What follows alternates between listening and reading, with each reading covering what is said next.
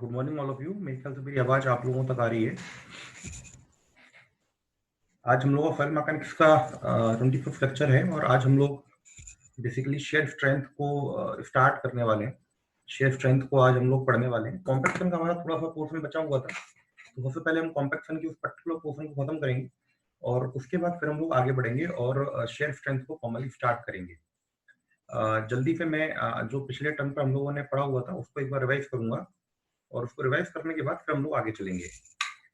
Last term पर हम लोगों ने देखा था कि अगर एक पर्टिकुलर सॉइल का कॉम्पैक्शन किया जाए तो कॉम्पैक्शन करने पर केवल जो कोर में एयर होती है उस कोर एयर के बाहर निकलने की वजह से कॉम्पैक्शन होता है। और अगर मैं एक पर्टिकुलर सॉइल को देखूं तो वो सॉइल पार्शियली सैचुरेटेड रहेगी, चाहे मैं आफ्टर कंसोलिडेशन की बात करूं या फिर मैं बिफोर कंसोलिडेशन की बात करूं। फिर मैंने एक चीज और देखी थी कि ये क्या है, एक आर्टिफिशियल प्रोसेस है जो मैकेनिकल प्रेशर लगने की वजह से होती है।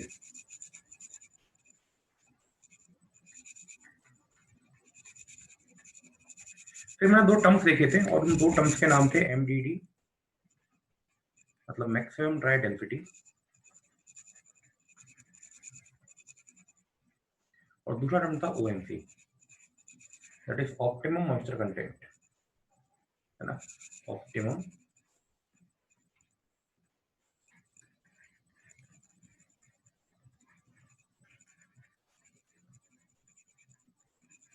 कंटेंट। तो इतना चीजें हम लोग पिछले टर्म पे देख चुके थे और उसके बाद मैंने आप लोगों को चार तरह के टेस्ट के बीच में कंपैरिजन भी बता दिया था। जो चार तरीके के टेस्ट हम लोग कैरी करते हैं एक सॉइल के कॉम्पैक्शन को देखने के लिए, वो चार टेस्ट थे। एक प्रॉक्टोस टेस्ट था, एक स्टैंडर्ड प्रॉक्टोस टेस्ट था, एक आईएस टेस्ट था और एक हैवी या फिर मॉडिफाइड आईएस टेस्ट था। उसके अंदर रेमर्स का जो वेट होता है, हैमर्स का जो वेट होता है वो एकदम अलग अलग होता है। जो हाइट ऑफ फॉल होती है वो भी अलग अलग होती है, वॉल्यूम ऑफ मोल्ड भी अलग रहता है, नंबर ऑफ लेयर्स भी 3-5 करके रहती है, स्टैंडर्ड में 3, मॉडिफाइड में 5, और जो नंबर ऑफ ब्लोस पर लेयर रहते हैं वो 25 रहते हैं। तो मैंने कहा था कि आप इन चीजों को बहुत अच्छे से याद रखिएगा क्योंकि यहाँ पे डायरेक्ट क्वेश्चन निकल के आते हैं। अगर आप दूसरे पेपर्स भी देखते हैं जो छोटी छोटी बॉडीज पेपर लेती हैं, जैसे कि national highway authority of India लेती है या फिर उत्तर प्रदेश में जल निगम का पेपर अलग होता है या और भी बहुत सारी बॉडीज हैं जो अलग से एग्जाम कंडक्ट करवाती हैं, तो वहां पर भी आपको ये छोटे क्वेश्चन देखने के लिए बहुत ज्यादा मिलते हैं। ठीक है, उसके बाद फिर जब हम लोग थोड़ा सा और आगे चले थे तो मैंने कॉम्पैक्शन को इफेक्ट करने वाले पैरामीटर्स के बारे में बात करी थी कि कॉम्पैक्शन को क्या क्या चीजें इफेक्ट करेंगी, और उसके बाद मैंने कॉम्पैक्शन का इफेक्ट बताया था सॉइल की प्रॉपर्टीज के ऊपर। थोड़ा सा इंपॉर्टेंट था कि परमेबिलिटी कहाँ ज्यादा होगी कहाँ कम होगी, सीपेज कहाँ ज्यादा होगा कहाँ कम होगा, सॉइलिंग श्रिंकेज कहाँ ज्यादा होगा कहाँ कम होगा, तो इन सब चीजों के बारे में हम लोगों ने बातचीत की थी। ठीक है ना, तो आई होप कि आपको वो सब चीजें याद रही होंगी और आप लोगों ने उन सब चीजों को ठीक से समझ लिया होगा। पिछले टर्म का भाई लेक्चर अभी तक आप लोगों को असाइन नहीं हुआ है तो we are working on it. वो मेरे ख्याल से अभी 1-2 घंटे में आप लोगों को पूरे लेक्चर असाइन हो जाएंगे। आज हम लोग कॉम्पैक्शन को थोड़ा सा और आगे लेकर के चलेंगे और कॉम्पैक्शन को जल्दी से हम खत्म करेंगे और उसके बाद शेयर स्ट्रेंथ को स्टार्ट करेंगे। Share strength is important topic of soil mechanics. अगर हम पहला चैप्टर कंसोलिडेशन का चैप्टर, इन दोनों चैप्टर के बाद देखते हैं तो थर्ड इंपॉर्टेंट शेयर स्ट्रेंथ की होती है और यहीं से हमें क्वेश्चंस मिलते हैं। तो जल्दी से हम लोग आगे चलते हैं और कॉम्पैक्शन को सबसे पहले हम लोग खत्म कर लेते हैं। कॉम्पैक्शन के अंदर जो एक चीज बची थी पढ़ने के लिए वो बचा हुआ था टाइप ऑफ रोलर्स। अगर हम लोग इक्विपमेंट्स की बात करते हैं, जिन इक्विपमेंट्स का हम लोग यूज कर रहे हैं सॉइल को कॉम्पैक्ट करने के लिए, तो उसमें बहुत सारे इक्विपमेंट्स होते हैं, है ना। सपोज दैट हैमर्स होते हैं, रैमर्स होते हैं, वाइब्रेटर्स होते हैं, टेम्परिंग रॉड्स होती हैं, और इसी तरह से एक और पर्टिकुलर इक्विपमेंट होता है जिसका नाम होता है रोलर, है ना, जिसका नाम होता है रोलर। रोलर मैनुअली ऑपरेटेड भी होते हैं। आप लोगों ने क्रिकेट वगैरह के अंदर देखे होंगे मैनुअली ऑपरेटेड रोलर का यूज किया जाता है क्रिकेट की जो पिच होती है उसको कॉम्पैक्ट करने के लिए। और जो रोलर होते हैं वो ऑटोमेटिक भी होते हैं, वो भी आप लोगों ने जनरली आप लोगों ने मेरे ख्याल से जो फ्लैट फुट रोलर होता है, जो फ्लैट ड्रम रोलर होता है, वो आप सभी लोगों ने देखा होगा कहीं ना कहीं। जब भी कभी हाईवे का कंस्ट्रक्शन आप लोगों ने देखा होगा तो वहां पर आप लोगों ने वाली चीज को देखा होगा। तो अभी हम लोग आज थोड़ा सा रोलर के ऊपर बातचीत करेंगे और यहाँ पे क्वेश्चन बहुत ज्यादा पूछे जाते हैं आपको पेपर्स में। जनरली यहाँ से आप पिछले ईएफ के पेपर उठा के देखते हैं तो आपसे एक क्वेश्चन बहुत नॉर्मली पूछा जाता है कि इस पर्टिकुलर टाइप का रोलर कौन से पर्टिकुलर काम में यूज किया जाता है, या किस पर्टिकुलर टाइप की सॉइल के लिए इस पर्टिकुलर टाइप के रोलर का यूज किया जाता है। तो ये क्वेश्चंस काफी देखने के लिए मिलते हैं सेक्युलर नोट। तो आज थोड़ा सा हमें इन क्वेश्चंस को अच्छे से समझना पड़ेगा। जो पहला हमारा टाइप है रोलर का वो होता है शीप फुट रोलर, अगला होता है पेन्यूमेटिक टायर रोलर, फिर स्मूथ व्हील्ड रोलर और फिर वाइब्रेटरी रोलर। इन चारों टाइप के रोलर्स को हमें थोड़ा सा क्लियर करना है और थोड़ा सा आपको याद रखना पड़ेगा इनके बारे में। लेकिन हालांकि अगर आपने कभी इनके संग होने वाला कंस्ट्रक्शन देखा होगा, अगर आपने कभी इनके थ्रू होने वाले कंस्ट्रक्शन पर ध्यान दिया होगा, तो आप बहुत अच्छे से उस चीज को कोरिलेट कर पाएंगे और आपको बहुत अच्छे से याद भी रहेगा। स्टार्ट करते हैं हम लोग। जो फर्स्ट रोलर हम लोग को पढ़ना है that is sheep foot roller. मैंने एक फोटो दिखाया हुआ है, उस फोटो के अंदर आपको ये रोलर दिख भी सकता है, हो सकता है आपने इसको कहीं देखा भी हो और हो सकता है आपने इसको कहीं ना भी देखा हो। सी फुट रोलर क्या होता है? सी फुट रोलर हमेशा प्लास्टिक सॉइल में यूज किया जाता है। जो बिल्कुल फाइन ग्रेन सॉइल होती है ना, प्लास्टिक सॉइल होती है, उनके अंदर इस रोलर का यूज किया जाता है। उनके अंदर इस रोलर का यूज क्यों किया जाता है? क्योंकि जो ब्लैक कॉटन सॉइल है, आप ब्लैक कॉटन सॉइल के अंदर फ्लैट ड्रम रोलर लेकर के नहीं उतर सकते। आप स्मूथ व्हील रोलर लेकर के नहीं उतर सकते। अगर उतर गई तो क्या होगा, वो आगे नहीं बढ़ पाएगा, फंस जाएगा उसके अंदर, वहीं की वहीं घूमता रहेगा, है ना। इमेजिन कीजिए अपने दिमाग के अंदर, अगर ये शीप जैसे जो कांटे कांटे जैसे इस रोलर के ड्रम में हो रहे हैं ना, ये नहीं होते। अगर एकदम फ्लैट होता और ये ब्लैक कॉटन सॉइल में कहीं फंस जाता, तो जो रोलर का ड्रम है ना, बस वो घूमता ही रहता। पानी पानी अगर वहां पर होता अच्छे से, कीचड़ जैसी होती है, तो वो रोलर घूमता ही रहता। घूमने के अलावा वो कुछ नहीं कर पाता, वो आगे नहीं बढ़ पाता, है ना। कई बार आप लोगों ने देखा भी होगा, जो फ्लैट टायर वाले जिन जिन गाड़ियों के टायर घिस जाते हैं, अगर वो कीचड़ में फंस जाते हैं तो घूमते रहते हैं टायर, पर वो गाड़ियां आगे नहीं बढ़ पाती कभी भी। क्लियर ना, क्योंकि वहां पर लुब्रिकेशन बहुत हो जाता है। अब ये पर्टिकुलर जो शीट्स हैं, मतलब ये जो शीप फुट है, जो शीप फुट हम लोग बोल रहे हैं, जो कांटे से बाहर निकले ना रोलर के अंदर, ये यहाँ पर हमारा काम करते हैं। ये क्या करते हैं, वहां पर ब्लेंडिंग प्रोसेस लेकर के आ जाते हैं। और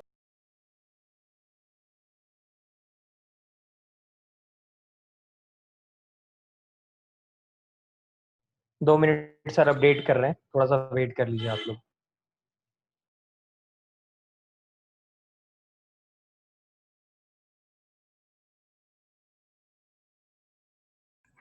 मेरी आवाज आ रही है विकास सर? जी सर, आ रही है। ओके। तो ये जो पर्टिकुलर रोलर है, इस रोलर के थ्रू हम लोग, शायद शेयर नहीं किया। जी 2 मिनट सर।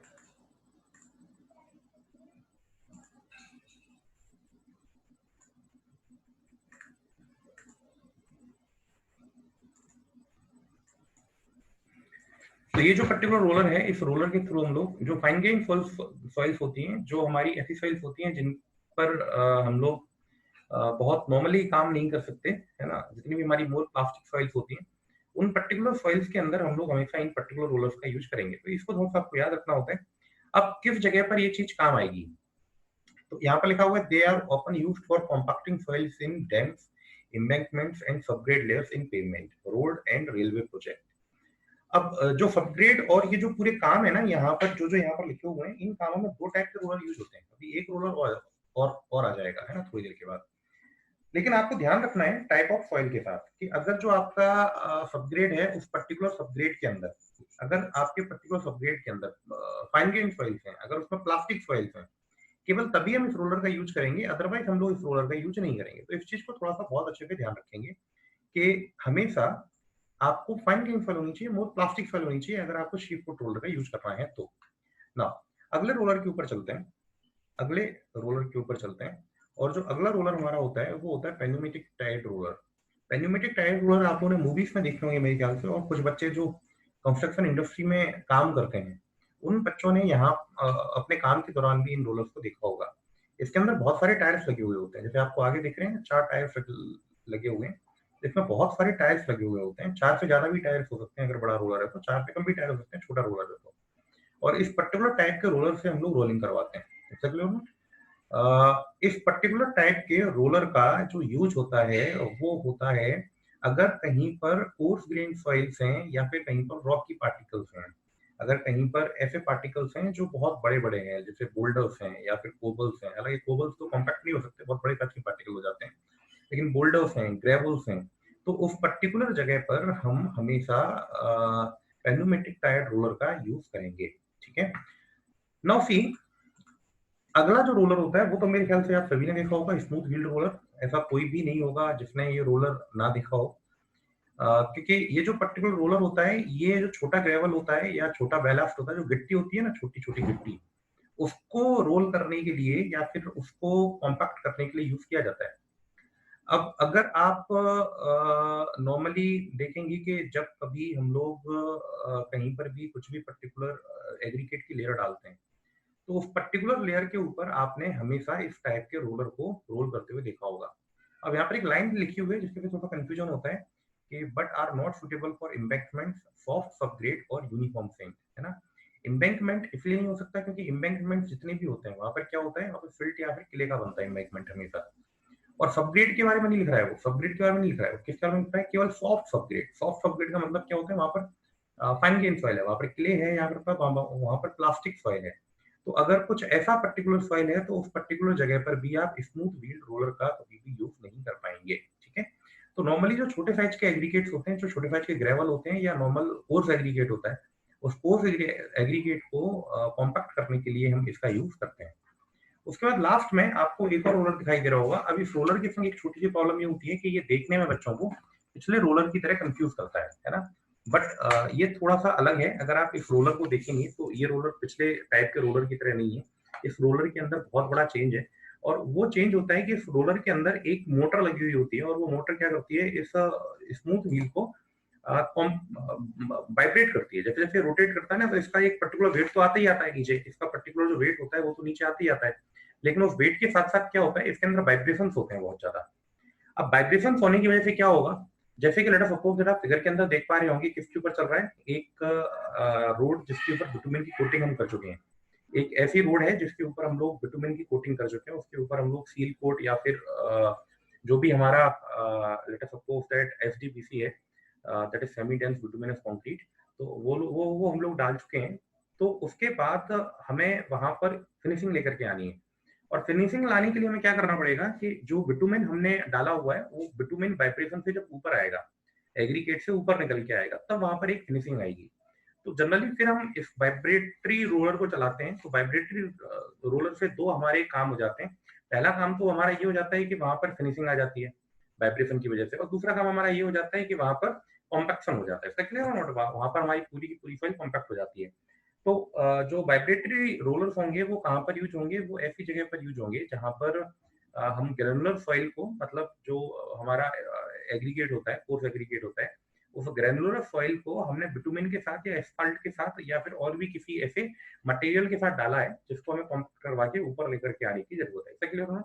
तो आप ये कुछ चीजें यहाँ पर याद रख पाएंगे जो आपको रोलर्स के बारे में याद रखनी है। तो मैंने आप लोगों को टोटल 4 टाइप के रोलर पढ़ाए। पहला रोलर सीट फुट रोलर था। अगर हम सीट फुट रोलर के बारे में बात करते हैं तो वो फाइन ग्रेन सॉइल या प्लास्टिक सॉइल के लिए यूज किया जाता है। फिर जो अगला रोलर था वो हमारा पेन्यूमेट्रिक टायर्ड रोलर था, जिसके अंदर बहुत सारे व्हील्स लगे होते हैं, एक जगह जगह जगह छोड़ छोड़कर।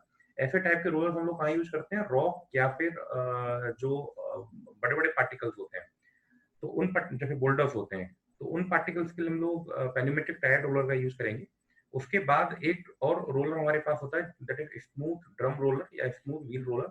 उस रोलर का यूज हम लोग कहाँ करते हैं, उस रोलर का यूज करते हैं हम लोग एग्रीगेट, ठोस एग्रीगेट को कॉम्पैक्ट करने के लिए। लास्ट में हम लोगों ने क्या देखा है, लास्ट में आके हम लोगों ने देखा है वाइब्रेटरी रोलर। तो वाइब्रेटरी जो रोलर होता है उसका यूज हम लोग बिटुमिनियस कंक्रीट के ऊपर करते हैं, या फिर जो बिटुमिन की लेयर होती है उसको वाइब्रेट एंड कॉम्पैक्ट करने के लिए करते हैं।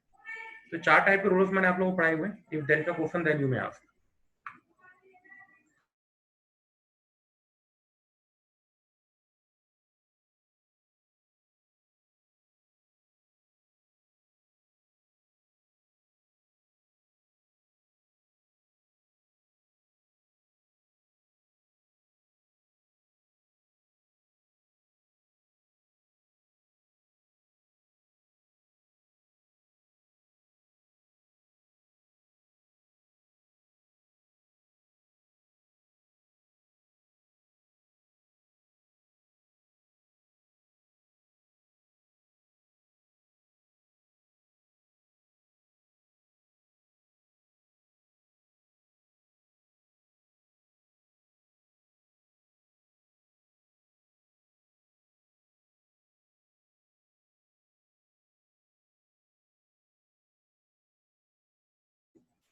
ठीक है, तो मेरे ख्याल से आपका कोई क्वेश्चन नहीं है, हम लोग आगे चल सकते हैं।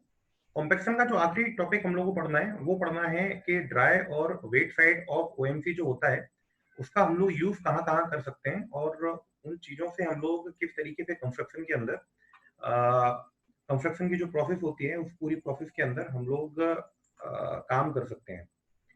नो सी क्लियरली अंकित श्रीवास्तव, डेप्थ पर भी डिपेंड करता है क्या सर ये रोलर? कैसे करेगा अंकित? थोड़ा सा आप अनम्यूट करके बताओ मुझे, डेप्थ पर कैसे करेगा अंकित ये डेप्थ पर डिपेंड?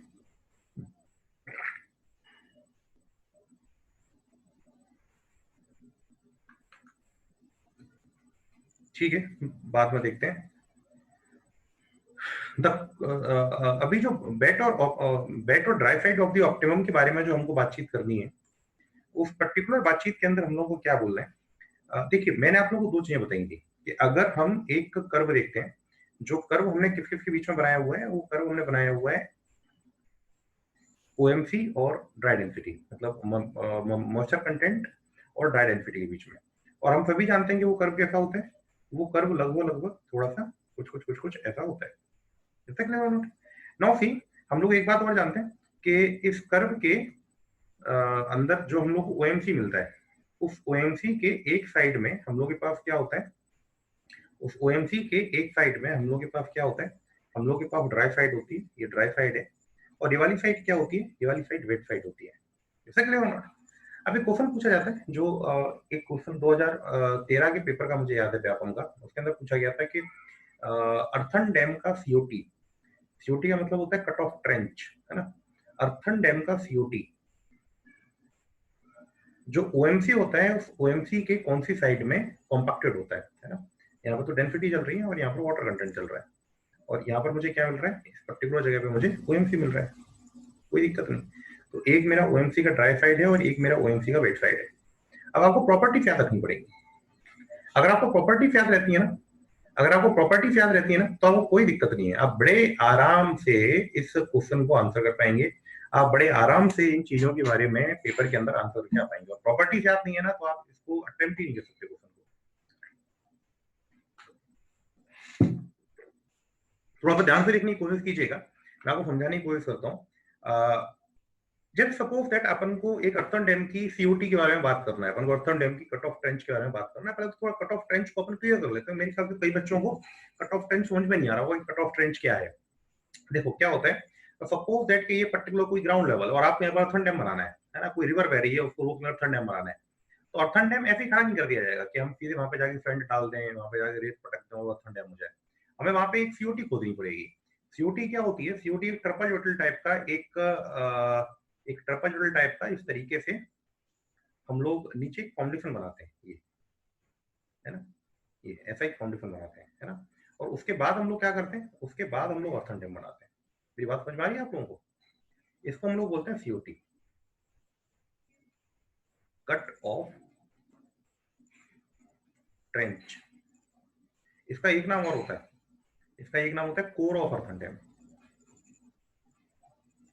है ना? लेकिन कोर केवल इसको नहीं बोलते भाई, है ना? कोर ऑफ अर्थन डैम इसको नहीं बोलते, कोर ऊपर तक चलता है पूरा इस तरीके से, है ना? उसको हम लोग बोलते हैं कोर। ठीक है, खैर, नाउ सी क्लियरली, अगर हम लोग इस नीचे सीओटी को देखते हैं, अगर हम इस नीचे कट ऑफ ट्रेंच को देखते हैं, तो ये जो कट ऑफ ट्रेंच है, ये कट ऑफ ट्रेंच किस चीज की मिलकर बनी होगी? क्योंकि फाउंडेशन है अर्थन डैम का, तो ये इसको क्या होना चाहिए? इसको बहुत डेंस होना चाहिए। डेंस होने के साथ साथ इसको इम्परमेबल भी होना चाहिए। कोई दिक्कत किसी को? इसको इम्परमेबल भी होना चाहिए। इम्परमेबल क्यों होना चाहिए? क्योंकि अगर पानी इसके अक्रॉस पास कर गया तो मतलब ही नहीं है ना, फाउंडेशन फाउंडेशन खराब हो जाएगा। अब मुद्दा ये आता है कि किस मटेरियल का बनना चाहिए। अगर ये डेंस होना चाहिए और ये इम्परमेबल होना चाहिए, तो मुद्दा ये है कि ये किस पर्टिकुलर मटेरियल का बनना चाहिए। कोई मुझे बता सकता है कि जल्दी से लिख करके कि ये किस पर्टिकुलर मटेरियल का बनना चाहिए? ये किस पर्टिकुलर टाइप की सॉइल का बनना चाहिए? सॉइल का ही बनेगा, कोई और मटेरियल तो वहां पर आएगा नहीं। ये किस पर्टिकुलर टाइप की सॉइल का बनना चाहिए अगर ये डेंस और इम्परमेबल है तो?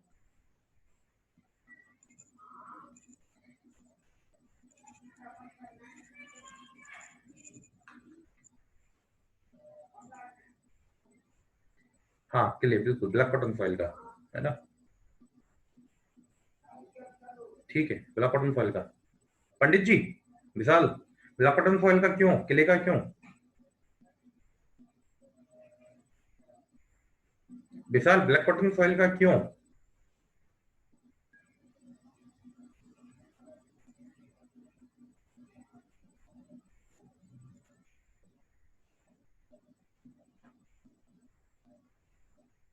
चलो मैं बताता हूँ, है ना। आप लोगों को, सब लोगों को बिल्कुल सही याद है। दूधा भूलिया ने भी सही बोला, पवन ने भी सही बोला, सचिन पटेल, कंचन, पंकज, विवेक, सब लोग एकदम सही बोल रहे हैं ना। दैट इसके लिए एक बात याद रखिए, सॉइल मैकेनिक्स के अंदर जो सबसे अच्छी सॉइल मानी जाती है ना, that is black cotton soil. Confused? लोगों को बहुत दिक्कत होती है, लोग इसको बड़ा बेकार मानते हैं। ब्लैक कॉटन सॉइल आने का मतलब सिर दर्द, सॉइलिंग, श्रिंकेज, बहुत कुछ दिक्कतें हैं।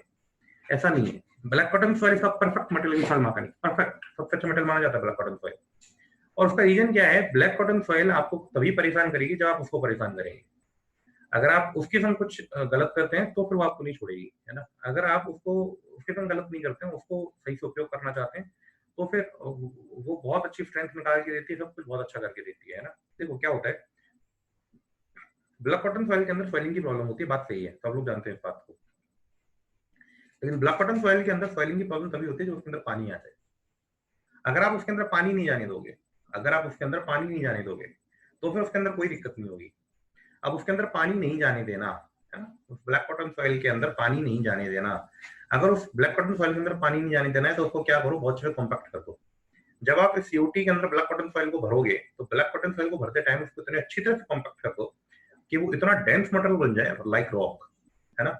और वो उतना डेंस होने के बाद कभी भी पानी को अपने अंदर आने नहीं देगी, और क्योंकि उसके अंदर परमेबिलिटी बहुत कम हो जाएगी ना, लगभग हार्ड रॉक की तरह बन जाता है जो ब्लैक कॉटन सॉइल होता है।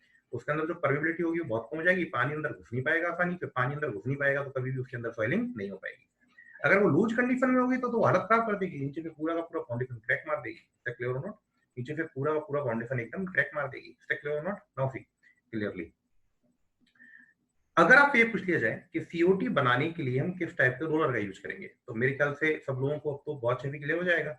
सीओटी बनाने के लिए हम किस टाइप के रोलर का यूज करेंगे, तो सीओटी बनाने के लिए हम किस टाइप के रोलर का यूज करेंगे? बिल्कुल, सीओटी बनाने के लिए हम लोग शीप फोटो रोलर का यूज करेंगे, क्योंकि यहाँ पर हाईली प्लास्टिक सॉइल का हम लोग यूज कर रहे हैं। यहाँ पर हम लोग ब्लैक कॉटन सॉइल का यूज कर रहे हैं। तो ब्लैक कॉटन सॉइल आपने यहाँ पे फिलअप कर दिया। क्वेश्चन ये आता है कि जो अर्थन डैम का सीओटी होता है, अर्थन डैम का कोर होता है, उसे ऑप्टिमम के किस पर्टिकुलर साइड में कॉम्पैक्ट करना चाहिए, उसे ऑप्टिमम के किस पर्टिकुलर साइड में कॉम्पैक्ट करना चाहिए। ठीक है, तो इसका आंसर क्या होना चाहिए? इसका आंसर क्या होना चाहिए? ऊपर लिखा हुआ है, इसलिए मैं पूछूंगा नहीं आप लोगों से। इसका आंसर होना चाहिए वेट साइड। वेट साइड का रीजन क्या है? क्योंकि सीओटी कैसा होना चाहिए? सीओटी ऐसा होना चाहिए जिसमें ना तो परमिडिटी हो, और सीओटी ऐसा होना चाहिए ना उसमें बिल्कुल भी सीपेज हो, ना फ्लेक्सिबिलिटी हो। इसलिए उसको कहाँ हम लोग करेंगे? वेट साइड में। हम सब जानते हैं कि सीपेज और परमिडिटी दोनों वेट साइड में बहुत कम हो जाते हैं, क्योंकि वहां पर ऑलरेडी वाटर है। मैंने आप लोगों को बताया भी था प्रॉपर्टीज के अंदर बहुत क्लियरली। क्लियर और नॉट? इसलिए कहाँ कॉम्पैक्ट होगा? वेट साइड में। अब अर्थन डैम की जो बॉडी है ऊपर की पूरी है ना, इसकी बाकी की जो पूरी की पूरी बॉडी है, ये जो पूरी की पूरी बॉडी है, इसकी क्या प्रॉपर्टी होनी चाहिए भाई? इसका क्या फंक्शन होना चाहिए? अर्थन डैम कभी पानी को रोकता है क्या? ना, अर्थन डैम कभी भी पानी को नहीं रोकता, क्योंकि अगर उसने पानी को रोकने की कोशिश करी तो कोलैप्स हो जाएगा। अर्थन डैम क्या करता है? पानी को एक साइड से दूसरी साइड क्रॉस होने देता है, एक साइड से दूसरी साइड सीपेज होने देता है, बहुत धीरे धीरे। यहाँ पर ड्रेन होती है, उस ड्रेन के थ्रू इस पानी को कहाँ लेके चला जाता है? डाउन स्ट्रीम के अंदर। सब क्लियर नॉट? तो जो अर्थन डैम होता है, क्योंकि वो पानी को सीप करने देगा तो उसको परमिडिटी की जरूरत होगी। इससे क्लियर नॉट? वो सीपेज की जरूरत होगी, परमिडिटी की जरूरत होगी, सीपेज की जरूरत होगी, तो उसको कहाँ पर आपको कॉम्पैक्ट करना पड़ेगा? ड्राई साइड के अंदर उसको कॉम्पैक्ट करना पड़ेगा। Clear not? मेरे ख्याल से ये बात सभी लोगों को समझ में आती है, किसी को भी इन चीजों में मेरे ख्याल से कोई भी दिक्कत नहीं होगी ना। फिर दूसरी बात, आपसे एक छोटा सा क्वेश्चन और किया जाता है, आपसे एक छोटा सा क्वेश्चन और किया जाता है, आपसे क्वेश्चन किया जाता है कि हमें एक हाईवे बनाना है और हम उस हाईवे का सबग्रेड बना रहे हैं। तो आपसे क्वेश्चन पूछा जा रहा है कि हमें एक हाईवे बनाना है, हमें एक हाईवे बनाना है और हमें उस हाईवे का सबग्रेड बनाना है। सबग्रेड मेरे ख्याल से सब बच्चे समझते होंगे हाईवे का। सबग्रेड मेरे ख्याल से हाईवे का सब बच्चे समझते होंगे। सबग्रेड का मतलब होता है सबसे नीचे वाला पोर्शन, है ना, जो जीएसपी वगैरह का बनाया जाता है या फिर वहां पर मुरम वगैरह हम डालते हैं। तो मैं उस पोर्शन की बात करूंगी, बच्चों को नहीं पता। तो आपको हाईवे बनाना है और आपको उसका सबग्रेड डालना है ना, उसका बेस डालना है नीचे। अब उसका जो बेस होगा, उसकी जो सबग्रेड होगी, उसमें जो मटेरियल हम यूज कर रहे हैं, वॉट एवर द मटेरियल, उससे मुझे मतलब नहीं है, हम जो भी मटेरियल वहां पे यूज कर रहे हैं, उस मटेरियल को कहां पर कॉम्पैक्ट करना चाहिए? ड्राई साइड में कॉम्पैक्ट करना चाहिए या वेट साइड में कॉम्पैक्ट करना चाहिए? जल्दी से चैट वाले क्या बताएंगे? जो हाईवे का सबग्रेड होता है, उस हाईवे के सबग्रेड को ड्राई साइड में कॉम्पैक्ट करना चाहिए या वेट साइड में कॉम्पैक्ट करना चाहिए?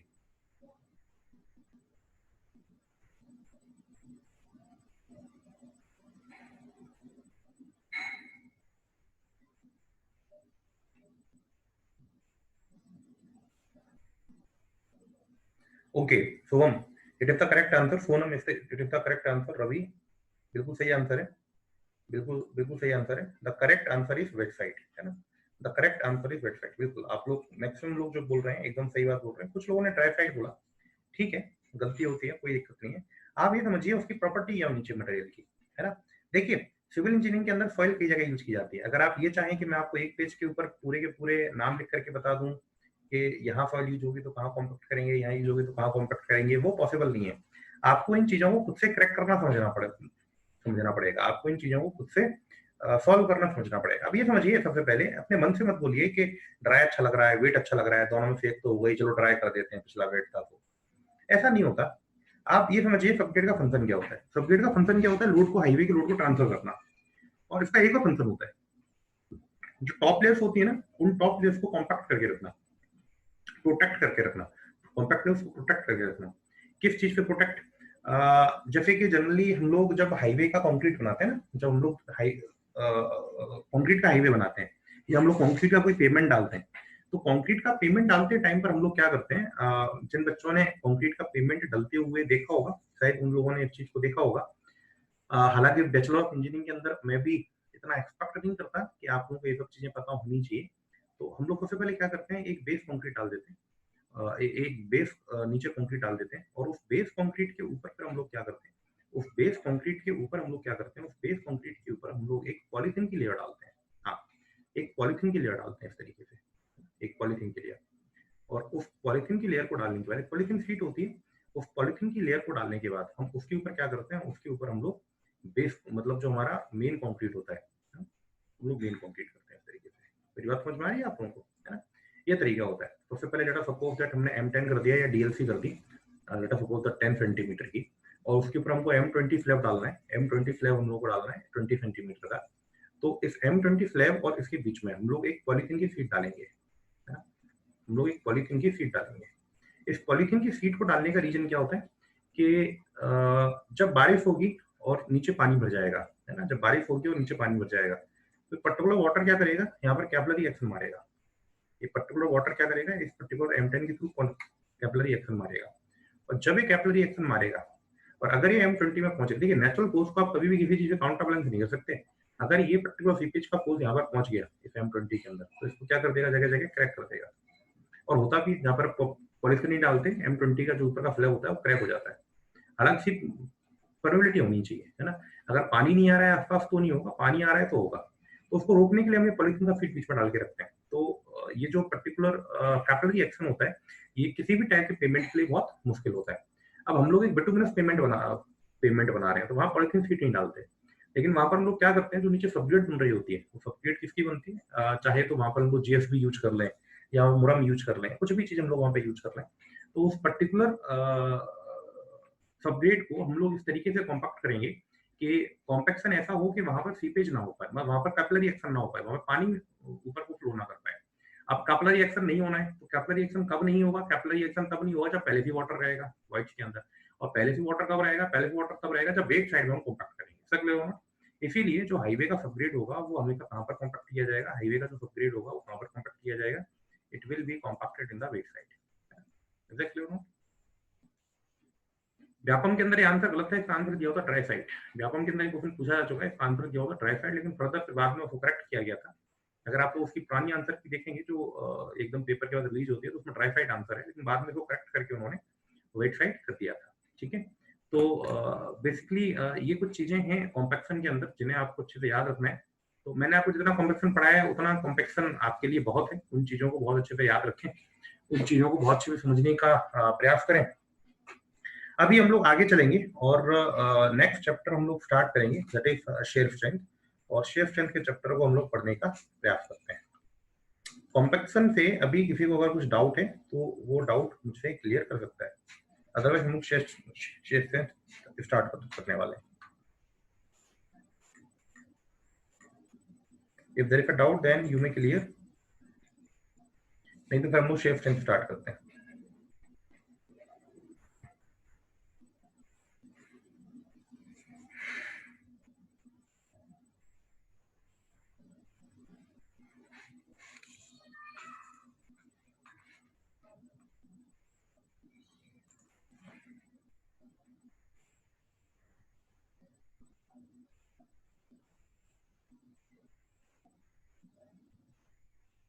Ease of compaction in wet side, ये कौन सा पॉइंट था? ईज ऑफ कॉम्पैक्शन कौन सा वाला पॉइंट था?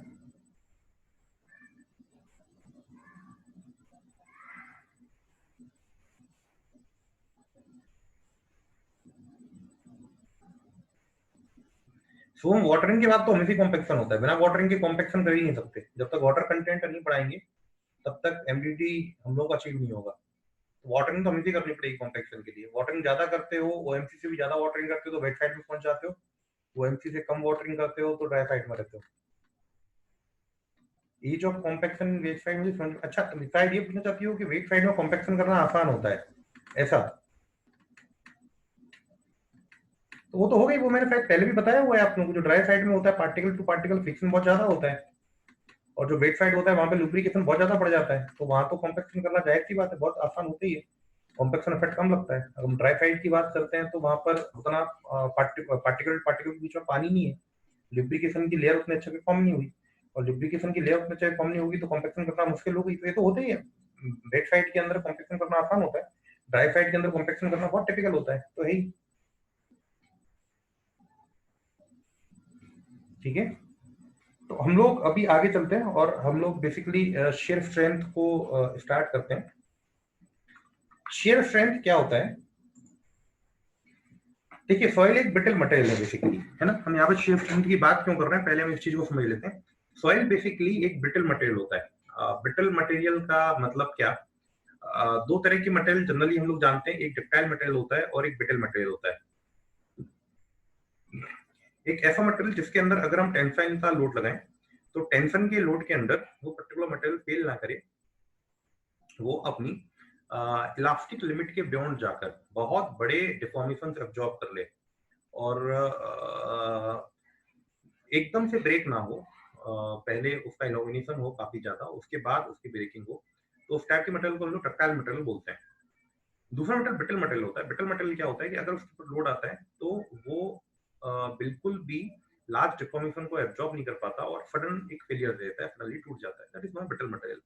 नाउ सॉइल का ब्रिटल मटेरियल, सॉइल के अंदर कभी भी हम लोग डक्टिलिटी की बात करते हैं, सॉइल डक्टाइल मटेरियल होता नहीं है। ब्लैक ब्लैक वुडन सॉइल की बात करें तो परफेक्टली ब्रिटल है, उससे अच्छा ब्रिटल मटेरियल का एग्जांपल अभी देखने के लिए कहीं मिलता ही नहीं है। ये परफेक्टली प्लास्टिक होता है वो मटेरियल। तो अगर हम लोग एक सेल की बात करते हैं, ब्रिटल मटेरियल है, और ब्रिटल मटेरियल पे जब भी कभी कंप्रेसिव लोड आता है तो वो शेयर में फेल होता है। ये हम सब लोग जानते हैं अच्छे से, है ना। एक रूल होता है स्ट्रक्चरल इंजीनियरिंग का कि whenever compressive load acts on a brittle material then it will fail in shear. तो फाइल ब्रिटल मटेरियल है, उसमें कंप्रेसिव लोड लगेगा। जब भी कभी हम फाउंडेशन बनाएंगे, जब भी कभी हम कोई ऐसा सॉइल के ऊपर स्ट्रक्चर बनाएंगे तो वो स्ट्रक्चर हमेशा सॉइल के ऊपर कंप्रेसिव लोड डालेगा। तो brittle material and that is under compressive load, तो जब भी कभी वो कंप्रेसिव लोड के अंडर होगा तो हमेशा उसका फेलियर टाइम में होगा, उसका फेलियर हमेशा शेयर में होगा। इसीलिए सॉइल के अंदर शेयर स्ट्रेंथ की ही इंपॉर्टेंस होती है, और सॉइल के अंदर हम लोग उसकी शेयर स्ट्रेंथ को ही हमेशा निकालने की कोशिश करते हैं।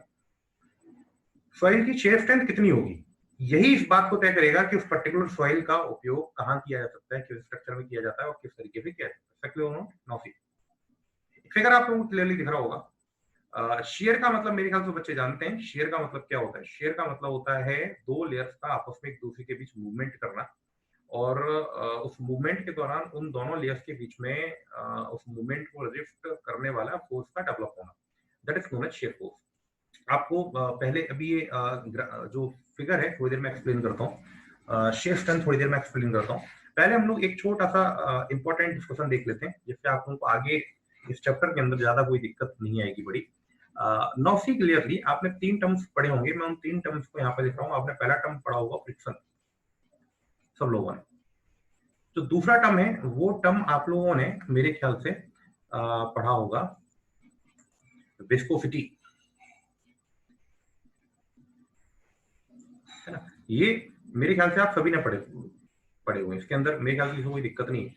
और अगला जो टर्म है वो भी आप लोगों ने पढ़ा होगा, शेयर, है ना। मेरे ख्याल से इसमें भी किसी कोई दिक्कत नहीं होगी, ये टर्म भी आप सबने पढ़ा होगा, फ्रिक्शन, विस्कोसिटी एंड शेयर। ये तीनों चीजें आप लोगों ने पढ़ी हुई है। इन तीनों के अंदर क्या है, इन तीनों का ओरिजिन एक ही है, इन तीनों का ओरिजिन एक ही है। इन तीनों का ओरिजिन क्या है, रेजिस्टिव फोर्स। इन तीनों का ओरिजिन क्या है, रेजिस्टिव फोर्स। मतलब अगर कहीं पर कोई भी मूवमेंट हो रहा है तो उस मूवमेंट को जो फोर्स रजिस्ट कर रहा है ना, उस मूवमेंट को जो फोर्स रजिस्ट कर रहा है उसको हम लोग क्या बोलते हैं, या तो फ्रिक्शन बोलते हैं, विस्कोसिटी बोलते हैं, शेयर बोलते हैं। क्लियर हो? अब ये जो रजिस्टिव फोर्स होता है बेसिकली, ये रजिस्टिव फोर्स किस तरीके से लग रहा है, उस समय सिचुएशन क्या है, उस समय किस तरीके से रेजिस्टेंस के फोर्स काम कर रहे हैं, उस बात पर डिपेंड करता है कि वो फ्रिक्शन होगा, विस्कोसिटी होगा या फिर शेयर होगा। आपको छोटा सा एग्जांपल देता हूँ और उस एग्जांपल के थ्रू आपको क्लियर करना चाहूँ। थोड़ा मैकेनिक्स के अंदर जा रहा हूँ, थोड़ी डीप मैकेनिक्स के अंदर जा रहा हूँ, इसलिए थोड़ा सा अपना ध्यान यहाँ पर बना के रखेंगे, है ना। अगर आपने बेसिक्स को अच्छे से नहीं पढ़ा हुआ है तो आपको एक मौका और दे रहा हूँ बेसिक को समझने का। अगर अभी भी नहीं समझ पाते हैं तो फिर शेयर स्ट्रेंथ के अंदर रटने के अलावा और कोई ऑप्शन आपके पास नहीं बचेगा, है ना। लेट अस सपोज दैट कि एक पर्टिकुलर सरफेस थी and it is a hard surface, है ना, जो हम लोग फिजिक्स के अंदर नॉर्मली पढ़ते थे। It is a hard surface, ऐसा एक निशान बना देते हैं तो इसका मतलब क्या है, इट इज हार्ड सरफेस। और दूसरा, इस हार्ड सरफेस के ऊपर एक ब्लॉक रखा हुआ है ना, सपोज एक ब्लॉक रखा हुआ है और ब्लॉक मैंने क्या कर रखा है, इसके ऊपर चिपका के रखा हुआ है। जो ब्लॉक है वो ब्लॉक इसके ऊपर चिपका के मैंने रख दिया है, लाइक दैट, इस तरीके से, है ना। ये परफेक्टली इसे चिपका हुआ है और अभी मैं क्या कर रहा हूँ कि इस पर्टिकुलर ब्लॉक के ऊपर एक फोर्स लगा रहा हूँ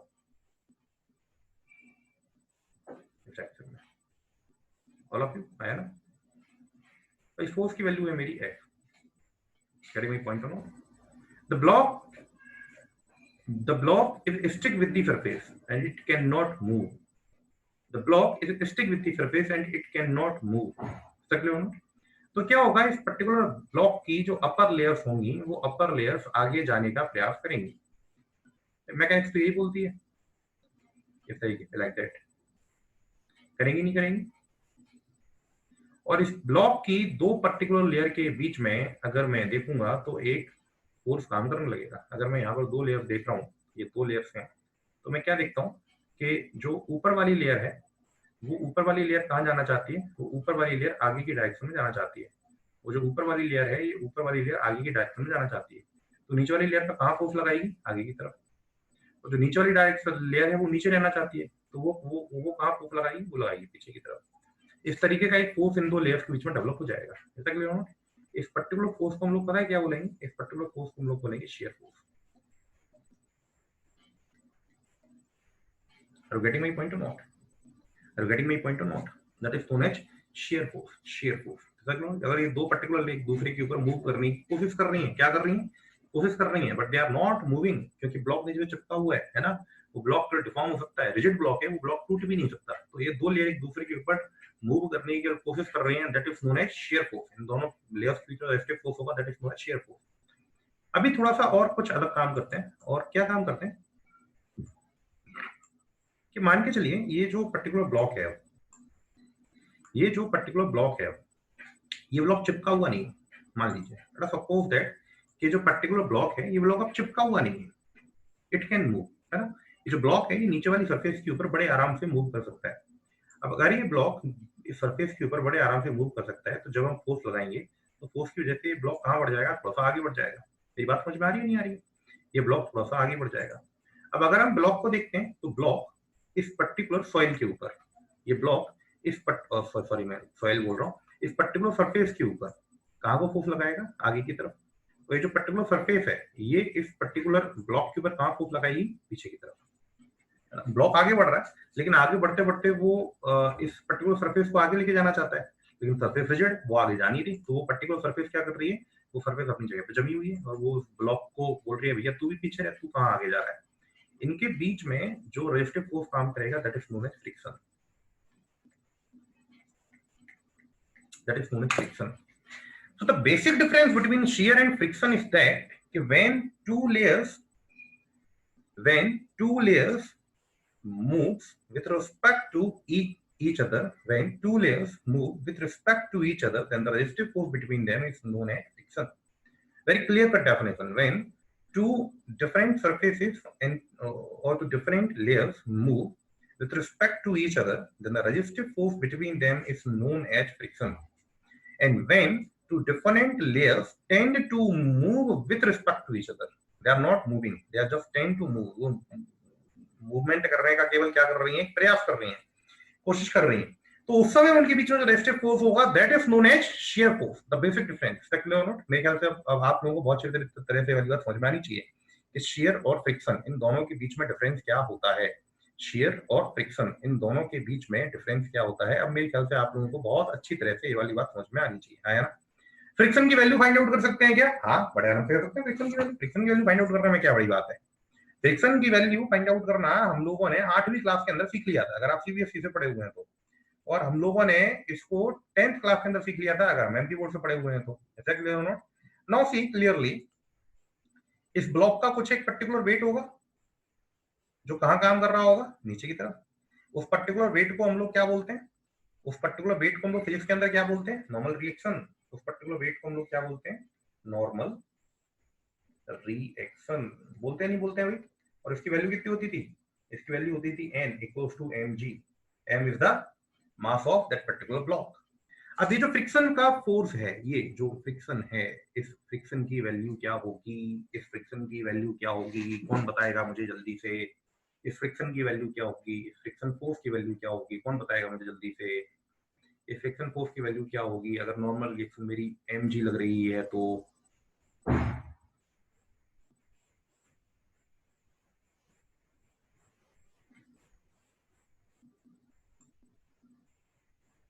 हाँ, very good very good very good Aman, बहुत बढ़िया। इसकी वैल्यू होगी mu into N. Very good Aman. इसकी वैल्यू होगी mu into N. Mu into N का मतलब म्यू इंटू एम जी, है ना। What is mu? Mu is the friction coefficient. Mu is the friction coefficient. Is that clear और not? अगर कोई block एक सरफेस के ऊपर रन करने की कोशिश करता है तो वहां शियर होता है, लेकिन अगर रन कर जाता है तो वहां फ्रिक्शन होता है। और फ्रिक्शन की वैल्यू कैसे निकाली जाती है? फ्रिक्शन की वैल्यू निकाली जाती है म्यू इंटू एम जी से। फ्रिक्शन की वैल्यू निकाली जाती है म्यू इंटू एम जी से। ठीक ठीक, वेरी गुड, बहुत बढ़िया। चलिए, किसी को तो याद था। नाउ सी, ये म्यू क्या होता है? इस म्यू को समझने की थोड़ी कोशिश कीजिए। तो मैं एक व्हाइट बोर्ड यहाँ पे शेयर कर रहा हूँ और उस व्हाइट बोर्ड के ऊपर मैं आपको इस चीज को बताने की कोशिश करता हूँ, है ना। मैं एक व्हाइट बोर्ड यहाँ पे शेयर करता हूँ, उसको बताने की कोशिश करता हूँ। अगेन मैं सेम चीज ड्रॉ कर रहा हूँ। मेरा एक सरफेस है लाइक दैट, और मेरी सरफेस के ऊपर एक पर्टिकुलर ब्लॉक रखा हुआ है, जो ब्लॉक मेरा आगे जाना चाहता है इस तरीके से, है ना। और थोड़ी देर के बाद ये ब्लॉक क्या होता है? थोड़ी देर के बाद ये वाला जो ब्लॉक है ये आगे बढ़ भी जाता है, मान के चलिए। थोड़ी देर के बाद वाला ब्लॉक आगे बढ़ भी जाता है। तो इस बड़े हुए ब्लॉक को मैं नहीं बना रहा हूँ, बस आप ये मान लीजिए कि ये आगे बढ़ जाता है। और यहाँ पर जो फोर्स काम कर रहे हैं वो फोर्स इस तरीके से काम कर रहे हैं कि यहाँ पर एक फोर्स आ रहा है एफ, और यहाँ पर ऊपर से नीचे की तरफ क्या आ रही है? Normal reaction. और एक फोर्स कहाँ काम कर रहा है? यहाँ पर। उस फोर्स को मैं क्या बोल रहा हूँ? फ्रिक्शन का फोर्स। और उस फ्रिक्शन फोर्स की वैल्यू बच्चे बता रहे हैं कि इसकी value sir F equals to mu M G होगी। बिल्कुल सही है। मुद्दा ये है कि म्यू क्या है? मुद्दा ये है कि म्यू क्या है? It is known as friction coefficient या कोएफिशिएंट ऑफ फ्रिक्शन।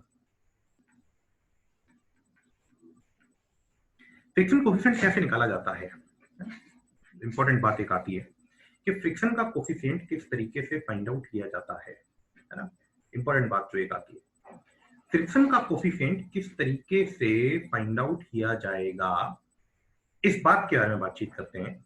हमें क्या करना पड़ेगा? हमें सबसे पहले तो ये जो दो फोर्स यहाँ पर काम कर रहे हैं, ये जो दो फोर्स हम लोग यहाँ पर एक्ट करवा रहे हैं, ये जो फोर्स हमारे यहाँ पर काम कर रहे हैं, इन दो पर्टिकुलर फोर्सेस के बीच का, इन दो पर्टिकुलर फोर्सेस के बीच का हमें क्या लेना पड़ेगा? इन दोनों पर्टिकुलर, मतलब मैं इनको मार्क कर देता हूँ। एक मेरा फोर्स ये है, late us suppose that F, और ये मेरा दूसरा फोर्स है N, that is what normal reaction. मुझे क्या लेना पड़ेगा? इन दोनों के बीच का रिजल्टेंट लेना पड़ेगा। तो इनका जो रिजल्टेंट होगा, लेट अस सपोज दैट इनका रिजल्टेंट इस तरीके से एक्ट कर रहा है ना। इसको मैं बोलूंगा रिजल्टेंट। ये मेरा क्या है? Resultant R। अब नॉर्मल रिएक्शन और रिजल्टेंट, इन दोनों के बीच का जो एंगल होगा, late us suppose that in दोनों के बीच का एंगल क्या है? थीटा। इन दोनों के बीच का एंगल कितना है? Theta. Then what is mu? Mu is nothing but tan theta. इनके बीच की स्लोप को हम लोग क्या बोल देते हैं? म्यू बोल देते हैं। ऐसा क्लियर हो? नो सी क्लियरली, मैं वापस अपने प्रेजेंटेशन के ऊपर लौट के आता हूं।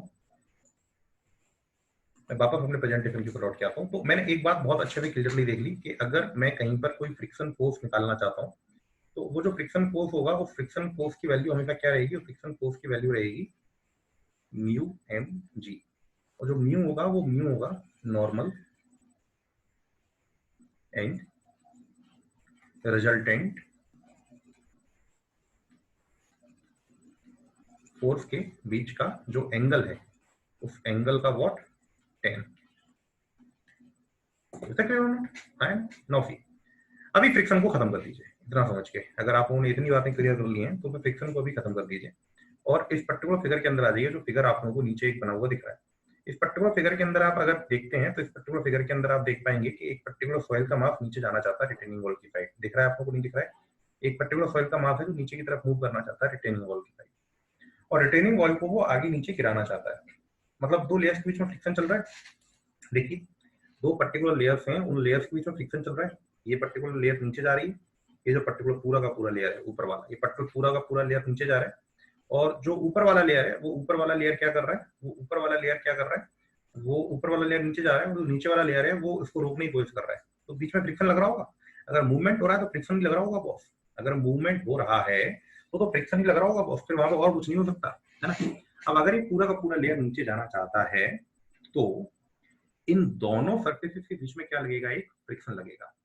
और उस फ्रिक्शन की वैल्यू कैसे निकाली जाएगी, उस फ्रिक्शन की वैल्यू ऐसे निकाली जाएगी कि लेट अस सपोज दैट यहाँ नीचे को काम करने वाला जो वेट है ऊपर वाले वेज का परपेंडिकुलर डायरेक्शन में सरफेस के, वो कितना है, नॉर्मल रिएक्शन एन। तो फ्रिक्शन फोर्स की वैल्यू कितनी होगी, फ्रिक्शन फोर्स की वैल्यू यहाँ पर भी बेटा वही होगी म्यू इनटू एम जी, और कोई वैल्यू नहीं होती फ्रिक्शन फोर्स की। फ्रिक्शन वैल्यू फोर्स की वैल्यू हमेशा सेम रहती है, कोई अंतर नहीं पड़ता, कुछ भी अंतर नहीं पड़ता, एकदम सेम रहती है, एकदम सेम, कोई भी अंतर नहीं पड़ता। इसका क्लियर हो ना? नाउ सी, अब मैं थोड़ा सा आगे बढ़ता हूँ और अब मैं आता हूँ शेयर के ऊपर, है ना। तो मैं इस पर्टिकुलर बोर्ड के ऊपर तो शायद थोड़ा सा समझने में आप लोगों को दिक्कत होगी, इसलिए मैं यहाँ पे नहीं समझा रहा हूँ। मैं एक अलग से स्लाइड खोल रहा हूँ, स्लाइड के अंदर मैं चीजों को क्लियर करने की कोशिश करता हूँ। इस स्लाइड के ऊपर हम लोग जल्दी से आ जाते हैं। थोड़ी देर और पेशेंस बना के रखेंगे। अगर आपको कोई भी दिक्कत होगी मैं थोड़ी देर में आपकी पूरे डाउट्स लेने वाला हूँ। आप लोगों को बहुत अच्छे से मैं डाउट्स को एंटरटेन करूंगा। देखो शेयर स्ट्रेंथ हम एक बड़ी कॉम्प्लिकेटेड चीज पढ़ रहे हैं और मैं उसको थोड़ी सिंपल बनाना चाहता हूँ, है ना। हमारी रेस्ट ऑफ दी जर्नी इस चैप्टर के अंदर सिंपल रहे, उसके लिए जरूरी है कि हम स्टार्टिंग में कुछ चीजों को बहुत अच्छे से समझ लें, है ना। तो अभी थोड़ा सा आपको दिमाग में केमिकल लोचा जैसा फील हो सकता है, लेकिन थोड़ी देर में ये चीजें बहुत आसान हो जाएंगी अगर आप समझने का प्रयास करेंगे तो, है ना।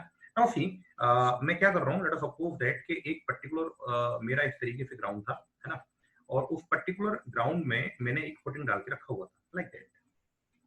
यहाँ पे एक पर्टिकुलर फुटिंग था लाइक दैट, ध्यान समझने की कोशिश कीजिएगा। और ये पर्टिकुलर फुटिंग क्या कर रहा था, ये पर्टिकुलर फुटिंग यहाँ पर एक प्रेफर्ड नीचे ट्रांसफर कर रहा था, और ये पर्टिकुलर जो सॉइल थी, ये पर्टिकुलर सॉइल काय में थी, ये पर्टिकुलर सॉइल कंप्रेशन में थी। ये जो मेरी पर्टिकुलर सॉइल है, ये पर्टिकुलर सॉइल काय में ही, let's suppose that particular soil मेरी कंप्रेशन में है। अब इस पर्टिकुलर सॉइल का कंप्रेशन में क्या हो रहा होगा, इसके लिए मैं यहाँ से एक ब्लॉक लेता हूँ और उस ब्लॉक को मैं ऊपर निकाल के लाता हूँ। सपोज दैट मैं छोटा सा एक ब्लॉक कंसिडर कर रहा हूँ और वो छोटा सा ब्लॉक यहाँ पर कैसा है, वो छोटा सा ब्लॉक यहाँ पर ऐसा है और उसको मैं कंसिडर कर रहा हूँ। तो इस फिगर को मिटा के मैं इस ब्लॉक को ले रहा हूँ। Suppose that it is a block, थोड़ा बड़ा ब्लॉक मैंने बनाया है आपको समझाने के लिए। और एक ब्लॉक कैसा है जिसमें ऊपर से फुटिंग की वजह से एक लोड आता है, बड़े ध्यान से समझने की कोशिश कीजिएगा। जिसमें फुटिंग की वजह से, जो फुटिंग है उसकी वजह से एक लोड आता है, और मैं लोड को किस फॉर्म में ले रहा हूँ, मैं स्ट्रेस के फॉर्म में ले रहा हूँ। किसके फॉर्म में ले रहा हूँ भाई, स्ट्रेस के फॉर्म में ले रहा हूँ, मैं प्रेशर के फॉर्म में ले रहा हूँ। तो सपोज दैट ये जो मेरा लोड है ये ऊपर से आ रहा है, फुटिंग से आ रहा है, तो मैं इसको क्या नाम दे दूं, सिग्मा वी नाम दे दूं, सिग्मा वी नाम दे दूं। What is sigma V? Sigma V is nothing but vertical pressure due to what, due to footing. ये फुटिंग के नीचे का एक एलिमेंट है, फुटिंग के नीचे का एक एलिमेंट है, फुटिंग की वजह से यहाँ पे क्या लग रहा है, फुटिंग की वजह से यहाँ पर एक वर्टिकल प्रेशर आ रहा है। Now as long as the soil will not fail, ध्यान से मेरी बात सुनेंगे, है ना। आप बहुत कॉम्प्लिकेटेड चीज को देख रहे हैं सॉइल मैकेनिक्स की। As long as the soil will not fail, जहां तक सॉइल फेल नहीं करेगी वहां तक। अगर ऊपर से एक स्ट्रेस आ रही है, एक प्रेशर आ रहा है, तो नीचे से भी एक प्रेशर जनरेट होगा लाइक दैट। होगा नहीं होगा? नीचे से भी एक प्रेशर जनरेट होगा लाइक दैट, इसको रिजेक्ट करने के लिए। और अगर सॉइल फेल नहीं करती तो इसकी वैल्यू कितनी होगी, अंधा भी बता सकता है, अंधा भी बता सकता है कि अगर सॉइल फेल नहीं करेगी तो इसकी वैल्यू कितनी रहेगी, सिग्मा वी। आया ना। ये तो सिग्मा वी सॉइल को क्या करने की कोशिश कर रहे हैं, ये तो सिग्मा वी सॉइल को क्या करने की कोशिश कर रहे हैं, व्हाट, कंप्रेस करने की कोशिश कर रहे हैं, नहीं कर रहे हैं। ये दो सिग्मा वी सॉइल को कंप्रेस करने की कोशिश कर रहे हैं। और इस कंप्रेशन की वजह से सॉइल लेटरल डायरेक्शन में क्या होना चाहेगा, सॉइल लेटरल डायरेक्शन में एक्सपेंड करना चाहेगा, सॉइल लेटरल डायरेक्शन में फैलना चाहेगा, लेटरल डायरेक्शन में वो खुलना चाहेगा। सब क्लियर हो? तो लेटरल डायरेक्शन में, लेटरल मतलब हॉरिजॉन्टल डायरेक्शन, लेटरल डायरेक्शन में सॉइल क्या करने की कोशिश करेगा, लेटरल डायरेक्शन में सॉइल क्या करने की कोशिश करेगा, एक्सपेंड होने की कोशिश करेगा। लेकिन सॉइल के आजू बाजू में जो सॉइल रखी हुई है, आजू बाजू में मतलब जो सॉइल यहाँ रखी हुई है और जो सॉइल यहाँ रखी हुई है, क्या वो सॉइल को फैलने देगी क्या, क्या वो सॉइल को आसानी से एक्सपेंड हो जाने देगी क्या, कि नहीं तो तू आजा एक्सपेंड हो जा, हम तो खाली बैठे हैं, आजा आजा आजा, ऐसे ऐसा ऐसा करने देगी क्या ना? वो क्या करेगी, वो उसका अपोज करेगी, वो ऐसे कैसे उसका एक्सपेंड होने देगी? कोई अपने घर में किसी को काय को घुसने देगा? ये जो पर्टिकुलर लाइन है इसके बाद दूसरी सॉइल आती है, वो इसको क्या करेगी, इसको लिफ्ट करेगी। तो जब ये वर्टिकल प्रेशर लगेगा तो इस वर्टिकल प्रेशर के अंडर आकर ये वाली सॉइल लेटरल डायरेक्शन में, ये वाली सॉइल लेटरल डायरेक्शन में एक्सपेंड होने की कोशिश करती है और एक्सपेंशन को रोकने के लिए लेटरल डायरेक्शन से उसके ऊपर एक प्रेशर, एक स्ट्रेस और आ जाती है। उसके ऊपर एक प्रेशर और एक स्ट्रेस और आ जाता है, और उस पर्टिकुलर प्रेशर को या उस पर्टिकुलर स्ट्रेस को हम लोग किस नाम से जानते हैं, उसको हम लोग जानते हैं हॉरिजॉन्टल प्रेशर, हॉरिजॉन्टल स्ट्रेस के नाम से। और मैं इसको यहाँ पे किससे दिखा रहा हूँ, सिग्मा एच से। Is that any doubt? अगर कोई भी किसी को कुछ भी प्रॉब्लम है तो वो यहाँ पर मुझसे पूछ सकता है। अगर किसी को कोई भी दिक्कत होती है तो वो मुझसे इस चीज को क्लियर कर सकता है। ऐसा क्लियर होना? नो सी, ये जो पर्टिकुलर सॉइल है, अब ये पर्टिकुलर सॉइल परफेक्ट कंप्रेशन में है, परफेक्ट कंप्रेशन में, इट इज परफेक्ट कंप्रेशन, हर जगह पे कंप्रेशन। और अब थोड़ा सा और अपने दिमाग को खोलने की कोशिश करो, और अब अपने दिमाग को थोड़ा और खोलने की कोशिश करो। इस पर्टिकुलर टाइम पर हम यहाँ पर किस नाम से जानेंगे इन चीजों को, हम इन चीजों को जानेंगे प्रिंसिपल मेजर और प्रिंसिपल माइनर स्ट्रेसेस के नाम से। ये जो ऊपर वाला है इसको मैं क्या बोल देता हूँ, सिग्मा वन, सिग्मा वन बोले तो प्रिंसिपल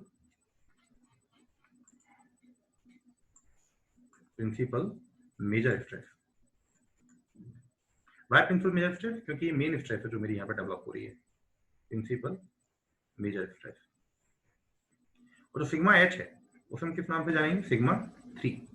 सिग्मा थ्री क्या होता है, सिग्मा थ्री क्या होता है, प्रिंसिपल माइनर स्ट्रेस। मेरी बात समझ में आती नहीं आती? बच्चों तो फिर सिग्मा टू कहां गया सर, सिग्मा टू कहां गया, और काय को आपने इसको प्रिंसिपल मेजर लिख दिया, काय को प्रिंसिपल माइनर लिख दिया, रीजन तो बताओगे, अपने मन से लिख के चले जाओगे। ये सुन ले भैया, रीजन भी सुन ले, क्या वो परेशान हो रहा है। सिग्मा टू भी होता है ना, वो कहीं गया नहीं। Now consider a three dimensional soil sample. ये जो सॉइल का एलिमेंट मैंने टू डायमेंशनल लिया है ना, इसको थ्री डायमेंशनल अपने दिमाग में सोचो सब लोग, है ना। इसको फील करो कि थ्री डायमेंशन में है, इसके अंदर लंबाई है, चौड़ाई है और ऊंचाई भी है। मैंने इसके अंदर भी केवल आपको ऊंचाई और चौड़ाई दिखाया है, लंबाई नहीं दिखाई, जो आपके बोर्ड के परपेंडिकुलर डायरेक्शन में बाहर निकल रहा है। अब जब सिग्मा वन ऊपर से लगेगा तब केवल एक ही हॉरिजॉन्टल डायरेक्शन में ये एक्सपेंड करने की कोशिश करेगा क्या, दूसरी वाले हॉरिजॉन्टल डायरेक्शन में नहीं करेगा क्या, इस वाले हॉरिजॉन्टल डायरेक्शन में नहीं करेगा क्या, एक्सपांड करेगा। वहां पर सॉइल एक्सपांड होने देंगे क्या, आजू बाजू की नहीं होने देंगे, तो वहां पर रेजिस्टेंस नहीं आएंगे क्या, वहां पर भी आएंगे। इसका क्लियर होना। जो मेन स्ट्रेस आता है, सबसे बड़ा स्ट्रेस होता है जो मेन स्ट्रेस आता है, जो हमारा मेन स्ट्रेस ड्राइव हो रहा है। मेन स्ट्रेस ड्राइव कहां से हुआ था, फाउंडेशन से। तो उस डायरेक्शन में जो लगता है उसको बोलते हैं मेजर स्ट्रेस, क्योंकि उसकी वैल्यू सबसे बड़ी होती है, प्रिंसिपल मेजर स्ट्रेस। जो सबसे छोटा होता है उसको बोलते हैं प्रिंसिपल माइनर, और जो बीच का होता है उसको बोलते हैं principal intermediate stress, sigma two. तीन प्रिंसिपल स्ट्रेस होते हैं, दो नहीं होते। एक होता है principal major stress sigma one, एक होता है principal minor stress sigma three, और होता है principal intermediate stress sigma two. अब वो सिग्मा टू इंटरमीडिएट स्ट्रेस कहां पर आ रहा होगा, बीच में आ रहा होगा। हालांकि उसकी वैल्यू अगर सॉइल आइसोट्रोपिक एंड होमोजेनियस है तो उसकी वैल्यू किसके बराबर रही होगी, इस वाली डायरेक्शन में किसके बराबर रही होगी, सिग्मा थ्री के बराबर ही रही होगी, है।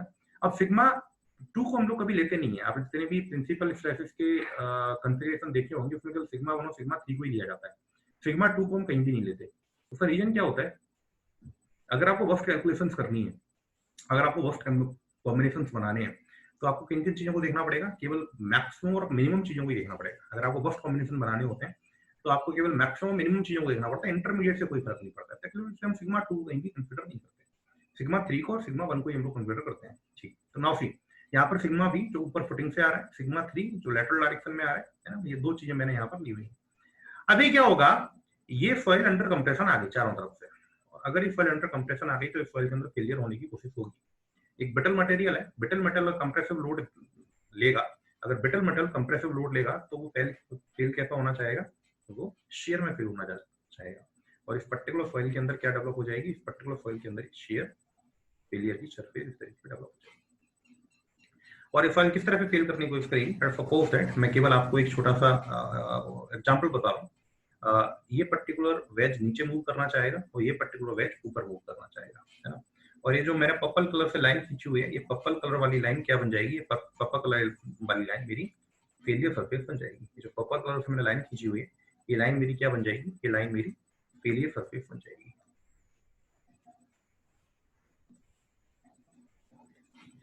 अब late us suppose that limiting case पर आइए जल्दी से सब लोग। लिमिटिंग केस फेलियर हुआ नहीं है, लेकिन अब फेलियर जस्ट होने वाला है। शेयर की जो सरफेस है, जो शेयर सरफेस है वो फॉर्म हो चुकी है ना। जो फेलियर सरफेस है वो फॉर्म हो चुकी है और सिग्मा वी या सिग्मा वन अपनी उस वैल्यू पर बैठा हुआ है कि ये एकदम लिमिटिंग वैल्यू हो गई। अब अगर आपने फुटिंग के ऊपर थोड़ा सा भी लोड और ज्यादा डाल दिया, अगर आपने फुटिंग के ऊपर थोड़ा सा भी लोड और ज्यादा डाल दिया तो क्या होगा, जस्ट फेलियर हो जाएगा। और यहाँ पर इन दो सरफेस के बीच में जो रेजिस्टिव फोर्स काम करेंगे वो कौन बन जाएंगे, वो फ्रिक्शन के फोर्स बन जाएंगे, फिर वो शेयर के फोर्स नहीं रहेंगे। बड़े ध्यान से सुनना मेरी बात, बहुत क्लियर और बहुत हम लोग बड़ा रिजल्ट निकालने वाले हैं यहाँ से, है ना। और एक बात और याद रखना बेटा, ये चीजें मैं मीन्स के लिए नहीं पढ़ा रहा हूँ, ये चीजें मैं गेट के लिए नहीं पढ़ा रहा हूँ। गेट के अंदर मेरा अकेला ये वाला चैप्टर तकरीबन 17 से 18 घंटे लेता है ना। चाहो तो मेरे पुराने नोट्स उठा के देख लीजिएगा। इसको 17-18 घंटे में पढ़ाता हूँ, आप लोगों को केवल 3 घंटे में पढ़ाऊंगा, है ना। 18 घंटे नहीं पढ़ा रहा हूँ, केवल 3 घंटे में पढ़ाऊंगा। पहला 1 घंटा केवल बेसिक बताऊंगा, 2 घंटे में पूरा चैप्टर हम लोग खत्म कर देंगे, है ना। 18 घंटे और 3 घंटे को आपस में कंपेयर नहीं कर सकते आप मेरे, है ना। तो बिल्कुल भी अपने दिमाग में ये चीजें लेकर के ना आए कि मैं मेंस के लिए पढ़ा रहा हूँ। मेंस में तो ये वाला चैप्टर ऐसी करके रख देता है। मैं केवल ऑब्जेक्टिव पढ़ा रहा हूँ, केवल व्यापम के लिए एसएससी के लिए पढ़ा रहा हूँ, है ना। लेकिन व्यापम का लेवल, एसएससी का लेवल भी आज बहुत ऊपर पहुंच चुका है। ये चीजें नहीं पढ़ेंगे तो आप 170 175 नंबर 200 से ला नहीं पाएंगे सिविल इंजीनियरिंग के अंदर। रिस्क ले नहीं सकते हम लोग बिल्कुल भी, है ना। ध्यान समझने की कोशिश करेंगे। जो पर्पल लाइन का फेलियर सरफेस आप लोगों को दिख रहा है, ये पर्पल लाइन का फेलियर सरफेस अब क्या कर रहा है, ऊपर वाला बैच नीचे वाले बैच पे मूव करने की जस्ट कोशिश कर रहा है। अब जब ये जस्ट कोशिश कर रहा है, मतलब एकदम लिमिटिंग केस पे बैठा हुआ है, ये मूव कर ही जाएगा। अगर अपन ने सिग्मा वन की वैल्यू थोड़ी सी भी बढ़ा दी, अगर अपन ने सिग्मा वन की वैल्यू थोड़ी सी भी इंक्रीज कर दी तो ये मूव कर जाएगा। अब इस समय जो शेयर स्ट्रेस लग रहा हुआ है that is the shear strength. अब तीनों का कॉम्बिनेशन समझिए। आपने सिग्मा वन लगाया, सिग्मा वन जैसे जैसे लगाया तो फेलियर सरफेस फॉर्म होने लगा, मतलब ऊपर वाला बैच नीचे वाले बैच पे मूव करने की कोशिश करने लगा। इस समय जो रेजिस्टिव स्ट्रेसेस काम कर रही थी, रेजिस्टिव फोर्स काम कर रहा था, वो था शेयर फोर्स। फिर आप सिग्मा वन और बढ़ाते गए। एक समय ऐसा आया कि लिमिटिंग केस पहुंचा। लिमिटिंग केस में ऊपर वाला वेज नीचे वाले वेज पे मूव करने के लिए एकदम तैयार था। इस समय फेलियर सरफेस पर जो स्ट्रेसेस काम करेंगी वो होंगी शेयर स्ट्रेस की मैक्सिमम वैल्यू, और उसका नाम होगा क्या, शेयर स्ट्रेंथ। उसका नाम क्या होगा, शेयर स्ट्रेंथ। इसका क्लियर होना। अब अगर आपने सिग्मा वी और बढ़ाया तो उसके बढ़ते ही ऊपर वाला वेज नीचे वाले वेज पे मूव कर गया और उसमें स्लाइडिंग हो गई। जैसी स्लाइडिंग हो गई, अब जो रेजिस्टिव स्ट्रेसेस काम करेंगी उनका नाम होगा फ्रिक्शनल स्ट्रेसेस। तो शेयर स्ट्रेस, शेयर स्ट्रेंथ और फ्रिक्शनल स्ट्रेसेस एक एक करके आती है। ऐसा क्लियर हो। तो मैं लिमिटिंग वाले केस पर हूं, जब शेयर स्ट्रेस मैक्सिमम हो चुका है और ऊपर वाला वेज नीचे वाले वेज पर मूव करने के लिए तैयार है। उस पर्टिकुलर टाइम पर अगर हम देखेंगे, तो यहाँ पर एक स्ट्रेस काम कर रही होगी जो ऊपर की डायरेक्शन में लग रही होगी, इस तरीके से। बात समझ में आ रही है। और इस वाले वेज में एक स्ट्रेस कहाँ लग रही होगी, नीचे की तरफ लग रही होगी, लाइक दैट। बात समझ में आती है नहीं आती। ये मेरी क्या है, ये मेरी शेयर स्ट्रेस की मैक्सिमम वैल्यू है अगर ये लिमिटिंग केस है तो। ये मेरी शेयर स्ट्रेस की मैक्सिमम वैल्यू है, मैक्सिमम वैल्यू अगर ये क्या है, अगर ये लिमिटिंग स्टेट है तो। उससे क्लियर होना। तो मैं इस चीज को किससे दिखा रहा हूँ, मैं इस चीज को दिखा रहा हूँ टाउ से। मैं इस चीज को किससे दिखा रहा हूँ, मैं इस चीज को दिखा रहा हूँ टाउ से। ऐसा क्लियर होना, टाउ। मैं इस चीज को टाउ से रिप्रेजेंट कर रहा हूँ, लाइक दैट, है ना। टाउ मेरा क्या बताता है, टाउ मेरा बताता है शेयर स्ट्रेस।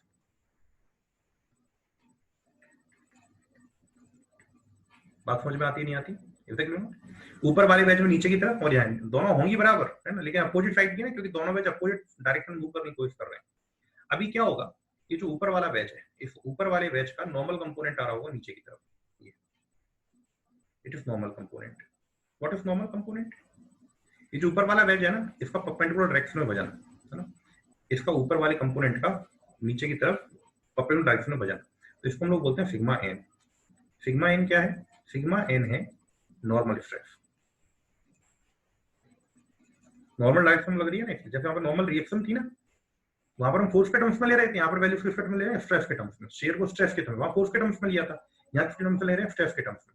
अभी क्या होगा, इन दोनों का ही कंपोनेंट काम करने लगेगा, और इनका कंपोनेंट कैसे काम करेगा, सपोज दैट इनका कंपोनेंट यहाँ पर काम कर रहा है, रिजल्टेंट कंपोनेंट इस तरीके से, है ना, एकदम वर्टिकल वही जरूरी नहीं है ना, इसको मैं बोल रहा हूँ सिग्मा आर। सिग्मा आर क्या है, resultant stress.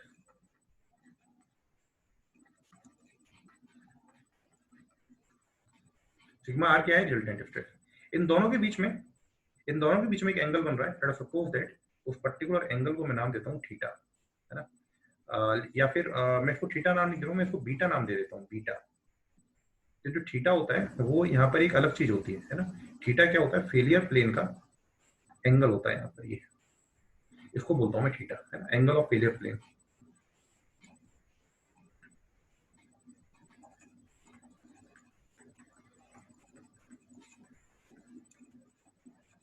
Angle of failure plane, इसको बोलते हैं हम लोग थीटा। नाउ सी क्लियरली, ये जो थीटा है और ये जो बीटा है, थीटा को भी छोड़ दीजिए, इसका अपन को उपयोग नहीं है। अब मैं टाउ की वैल्यू निकालना चाहता हूँ, टाउ की वैल्यू। फ्रिक्शनल स्ट्रेस का मैंने फॉर्मूला बताया था आपको, फ्रिक्शनल स्ट्रेस का मैंने आपको फॉर्मूला बताया था। फ्रिक्शनल स्ट्रेस का फॉर्मूला क्या होता है, फ्रिक्शनल स्ट्रेस का फॉर्मूला होता है म्यू इनटू mg। इसका फॉर्मूला भी सेम होगा भैया, इसका फॉर्मूला भी सेम होगा, क्या होगा, म्यू इनटू नॉर्मल, एकदम सेम।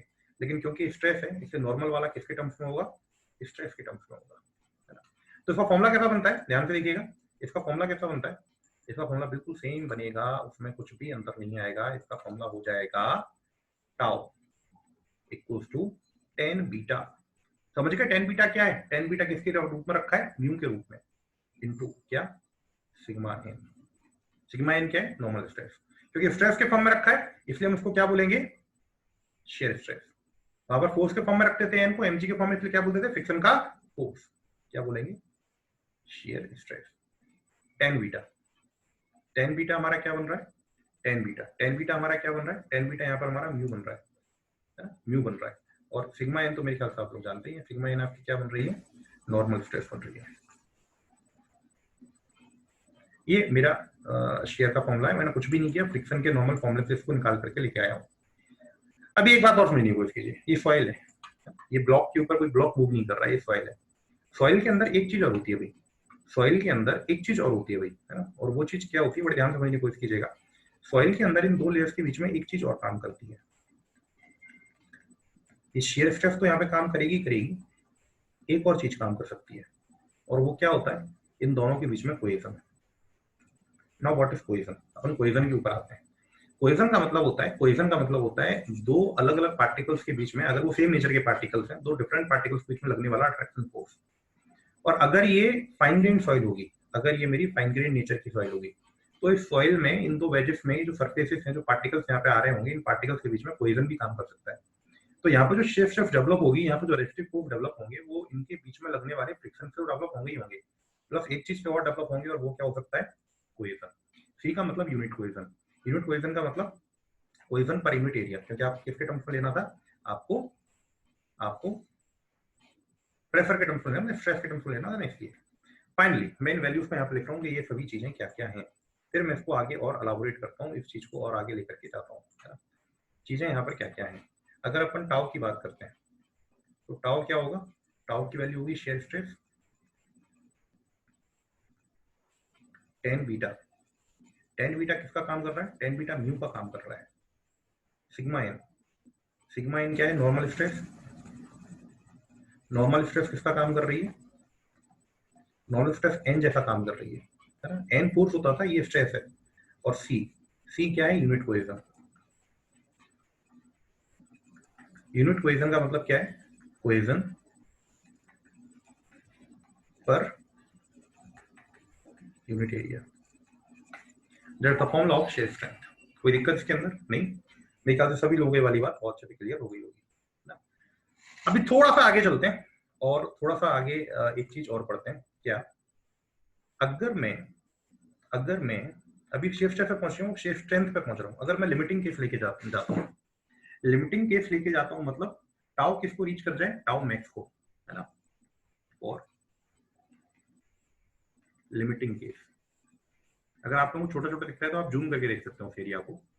मतलब जो टाउ है वो मेरा टाउ रीच कर जाए टाउ मैक्स को, कर गया। अगर मेरा टाउ टाउ मैक्स को रीच कर जाएगा तो सिग्मा एन और टाउ के बीच में, सिग्मा एन और टाउ के बीच में जो एंगल है बीटा, बीटा किस किस के बीच में, सिग्मा एन और टाउ, सिग्मा एन और सिग्मा आर के बीच में है। पर सिग्मा आर क्या है, resultant of sigma N and tau, resultant of sigma N and tau, इसका क्लियर होना। तो ये जो सिग्मा आर है, अगर मैं टाउ को बढ़ाऊंगा तो किसकी तरफ बढ़ेगा, definitely sigma, sigma R tau की तरफ बढ़ेगा। जब जब टाउ बड़ा होता जाएगा तो सिग्मा आर बड़ा होता जाएगा, टाउ की तरफ बढ़ता जाएगा। जब जब सिग्मा आर टाउ की तरफ बढ़ता जाएगा वैसे वैसे बीटा की वैल्यू बड़ी होती जाएगी। और जब टाउ मैक्स, जो tau max, tau tau max हो जाएगा उस केस में बीटा किसके बराबर होगा, बीटा भी बीटा मैक्स के बराबर होगा। और बीटा मैक्स को ही हम लोग एक नाम देते हैं और वो नाम होता है phi. Phi is what, phi is internal angle of friction, phi is internal angle of friction. Clear होना, दिमाग की बत्ती जलाइए, यही होता है इंटरनल एंगल ऑफ फ्रिक्शन, है ना। तो टाउ मैक्स मतलब शेयर स्ट्रेंथ, वैल्यू क्या होती है, वैल्यू होती है 10 pi beta max into sigma N और प्लस सी। अगर यहाँ पर कोइवन जीरो होगा, अगर इस पर्टिकुलर सॉइल के अंदर बिल्कुल भी कोइवन नहीं होगा, अगर इस सॉइल के अंदर कोइवन एकदम जीरो होगा तो ठीक है, सी वाला टर्म यहाँ से हम हटा देंगे, सी को कितना कर देंगे, सी को हम थोड़ी देर के बाद जीरो कर देंगे। क्लियर होना, क्लियर होना, है ना। तो जो टाउ मैक्स है ये मेरी किसकी वैल्यू निकल के आ गई, ये मेरी वैल्यू निकल के आ गई शेयर स्ट्रेंथ की, ये मेरी वैल्यू निकल के आ गई शेयर स्ट्रेंथ की, that is tau max, shear stress की मैक्सिमम वैल्यू, है ना। और ऊपर मैं एक चीज थोड़ा सा क्लियर कर देता हूँ कि जो फाई है, phi, phi is known as internal angle of friction.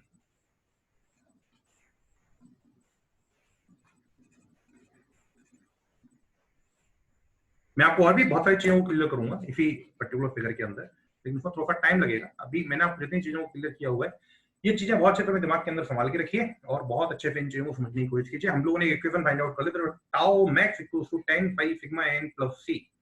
Tau phi आप सब समझ रहे हैं क्या है, म्यू का रिसेम्बलेंस है, सिग्मा इन एन का रिसेम्बलेंस है और सी कोइजन का रिसेम्बलेंस है। अगर कोइजन लेफ्ट सॉइल होगी तो सी की वैल्यू जीरो हो जाएगी, पूरी की पूरी स्ट्रेस किससे निकला करेंगी, फ्रिक्शन से ही निकला करेंगी और किसी चीज से नहीं निकला करेंगी। और पूरी की पूरी स्ट्रेस फ्रिक्शन से निकलेंगी तो म्यू एम जी उसका सीधे सीधे फॉर्मूला होगा। और म्यू एम जी में म्यू मतलब 10 और 10 पाई या 10 बीटा और एन मतलब सिग्मा एन। वहां पर एन फोर्स का फॉर्म होता था इसलिए हम उसको फ्रिक्शन फोर्स बोलते थे, यहाँ पर सिग्मा एन स्ट्रेस का फॉर्म है इसलिए हम टाउ मैक्स को शेयर स्ट्रेस की मैक्सिमम वैल्यू शेयर स्ट्रेंथ बोल रहे हैं। It is the basically discussion about this shear strength, basic derivation of shear strength, basics of shear strength. यहाँ से आपसे बहुत सारे क्वेश्चन पूछे जा सकते हैं, बहुत कुछ आपको समझने के लिए मिलेगा। विकास सर बच्चों को अनम्यूट कर दें क्योंकि मेरे ख्याल से यहाँ पर बहुत सारी कुछ बच्चों की उत्सुकताएं होती हैं, क्यूरियोसिटी होती हैं, तो बच्चे जो भी पूछना चाहेंगे मैं उसे क्लियर करूंगा। आप सभी अनम्यूट किए जा रहे हैं।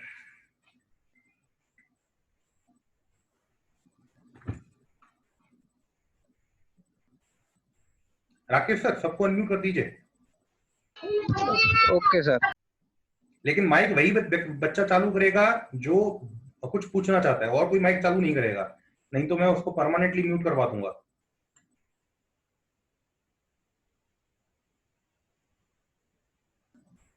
हाँ, अभी आप लोग अपने अपने डाउट्स पूछ सकते हैं एक एक करके।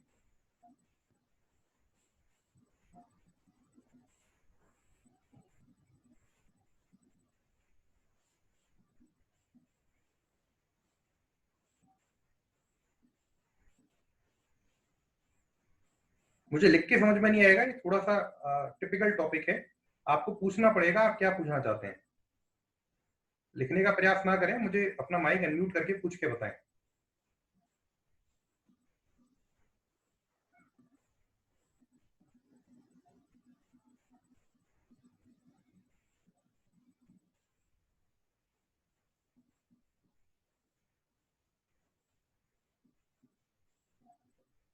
कुछ भी नहीं पूछना है किसी को सर? हम्म, सर सॉइल हमेशा मतलब शेयर में ही फिल करेगी? हाँ, मतलब उसके रीजन होंगे सर कोहेजन और अपना फ्रैक्शन। क्या बेटा? मतलब सॉइल अपनी जो शेयर, सॉइल में शेयर जो रोकता है, हाँ तो अपने उसके दो ही रीजन होंगे सर, कोहेजन के कारण, फ्रैक्शन के कारण। हाँ, ये दो दो दो चीजों पे ड्राइव होता है। ठीक।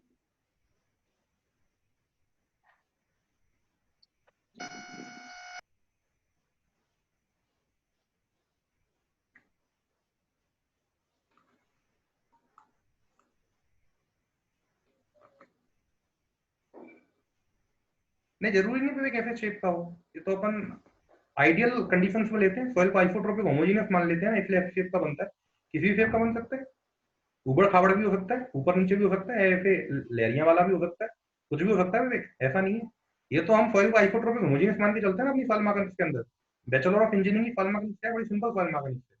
यहाँ पर क्या करते हैं, एक छोटा सा जो टरजाई जी का जंक्शन था ना, उसने पूरी सॉइल को आसान बना दिया, that is soil is homogeneous and isotropic.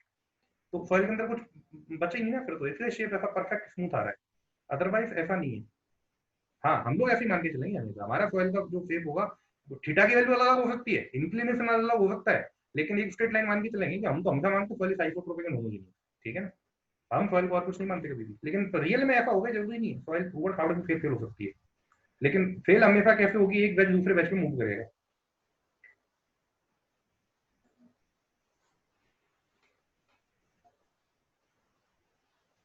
और सब लोगों को सब कुछ क्लियर होता है मेरे ख्याल से। तो फिर आप लोग ये काम करते हो कि आप लोग अपना फोन रख के हो कहीं घूमने उमने चले जाते हो, हैं, अपना फोन चालू कर देते हो और कहीं घूमने चले जाते हो कि रिकॉर्ड तो हो ही रहा है शाम को रिकॉर्डिंग तो सर दे ही देंगे, तो बाद में हम लोग आराम से दिखते रहेंगे कि इस पर्टिकुलर चीज के अंदर आप लोगों को कंफ्यूजन ना हो। ये चीज मतलब मेरे संग इसके पहले कभी हुई नहीं है, हालांकि मैं ऑनलाइन पहली बार पढ़ा रहा हूँ सॉइल मैकेनिक्स, लेकिन मेरे संग कभी क्लास के अंदर ये चीज हुई नहीं कि मैंने ये वाला चैप्टर पढ़ाया हो और ये डिस्कशन लिया हो और बच्चों ने इस पर बेस्ट क्वेश्चन मुझसे ना पूछे हो। क्या, ठीक है, आपकी मर्जी। तो मेरे ख्याल से मैं आगे चलता हूँ और आप लोगों को कोई कंफ्यूजन नहीं है, आप लोगों को पूरी चीजें समझ में आ चुकी हैं ऐसा मैं मान लेता हूँ और इसको मैं समझ लेता हूँ। अब आप लोग लिख लिख के पूछ रहे हो, चलो ठीक है। लिमिटिंग केस का मतलब क्या होता है, लिमिटिंग केस जो मैंने यहाँ पर बोला है, लिमिटिंग केस का मतलब क्या होता है, लिमिटिंग केस का मतलब है कि ये दो बैच एक दूसरे के ऊपर मूव करना चाहते थे स्टार्टिंग में और एक दूसरे के अगेंस्ट ये रजिस्टिव फोर्स दे रहे थे, लेकिन अभी क्या हुआ कि हमने जैसे जैसे सिग्मा वन बढ़ाया, जैसे जैसे सिग्मा वन बढ़ाया, तो एक ऐसी कंडीशन आई कि अब जब मूवमेंट होने वाला है, तो बिल्कुल जब मूवमेंट होने वाला है ना, बिल्कुल जब मूवमेंट होने वाला है, तो उस समय पर हमारी शेयर स्ट्रेस की वैल्यू होगी वो मैक्सिमम हो जाएगी। एक्चुअली हमारी जो वैल्यू होगी वो मैक्सिमम हो जाएगी, एक्चुअली। तो उस पर्टिकुलर टाइम को हम लोग क्या बोल रहे हैं, लिमिटिंग केस बोल रहे हैं। उस पर्टिकुलर टाइम को हम लोग बोल रहे हैं लिमिटिंग केस, ऐसा क्लियर होगा। तो उसे मैं थोड़ा सा आप लोगों को बताना चाहता था, ऐसा क्लियर होगा।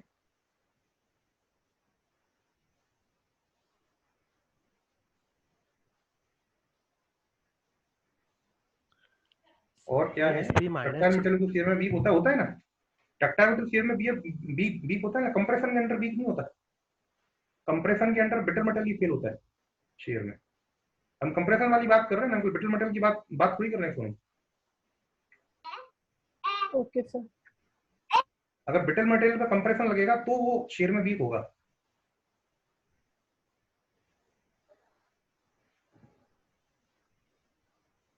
अंकित सर, सॉइल पूरी तरह से फेल हो सकती है क्या?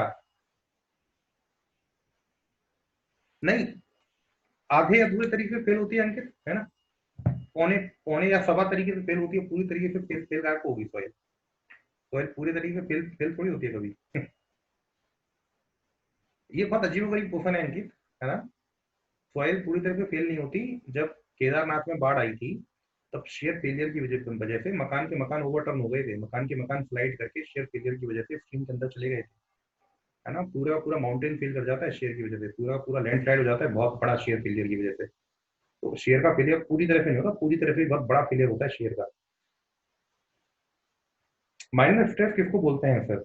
हाँ, ये एक अच्छा क्वेश्चन है। शुभम, माइनर स्ट्रेस क्या होता है, जब भी कभी हम किसी भी पर्टिकुलर एलिमेंट को अंडर परफेक्ट टेंशन या परफेक्ट कंप्रेशन रखते हैं और वो चीज अगर शेयर में फेल हो रही होती है, तो उस समय पर जो सबसे बड़ी स्ट्रेस होती है that is known as principal major stress, और जो सबसे छोटी स्ट्रेस होती है that is known as principal minor stress. और जो बीच के स्ट्रेस होते हैं that is called principal intermediate stress. ठीक है, 3 स्ट्रेस होते हैं। तो एक एलिमेंट के ऊपर जो सबसे बड़ी स्ट्रेस लग रही होती है वो सिग्मा 1 होती है, सबसे छोटी लग रही होती है माइनस सिग्मा 3 होती है, और जो बीच की होती है इंटरमीडिएट सिग्मा 2 होती है। ठीक है, फ्रेंड के केस में ये अब होगा नहीं होगा, ये थोड़ी देर से बात करेंगे। अभी तो हम लोग जस्ट शेयर फ्रेंड के अंदर आए हैं, है ना। Hello sir. थोड़ा टाइम दीजिए मुझे। EL244 फ्रेंड के केस में क्या होगा, परफेक्ट क्ले के केस में क्या होगा, ग्रेवल के केस में क्या होगा, it will take some time. अभी मोहर सर्कल ड्रॉ होंगे, मोहर सर्कल में हर एक पर्टिकुलर केस लिया जाएगा, देन वी विल सी कि हम लोग उन चीजों को कैसे डील करेंगे। अभी तो मैंने एक नॉर्मल फाइल के लिए बताया हुआ है कि नॉर्मल फाइल के शेयर फ्रेंड कैसे निकाला जाएगा, हम केवल इसके ऊपर बातचीत करेंगे। इंडिविजुअल फाइल्स के लिए we will see after some time, है ना। अब हम लोग अगले 1 घंटे में जो हमारी अगली क्लास है उसके अंदर हम लोग इंडिविजुअल फाइल के लिए शेयर फ्रेंड को कैलकुलेट करना है। हाँ बोलिए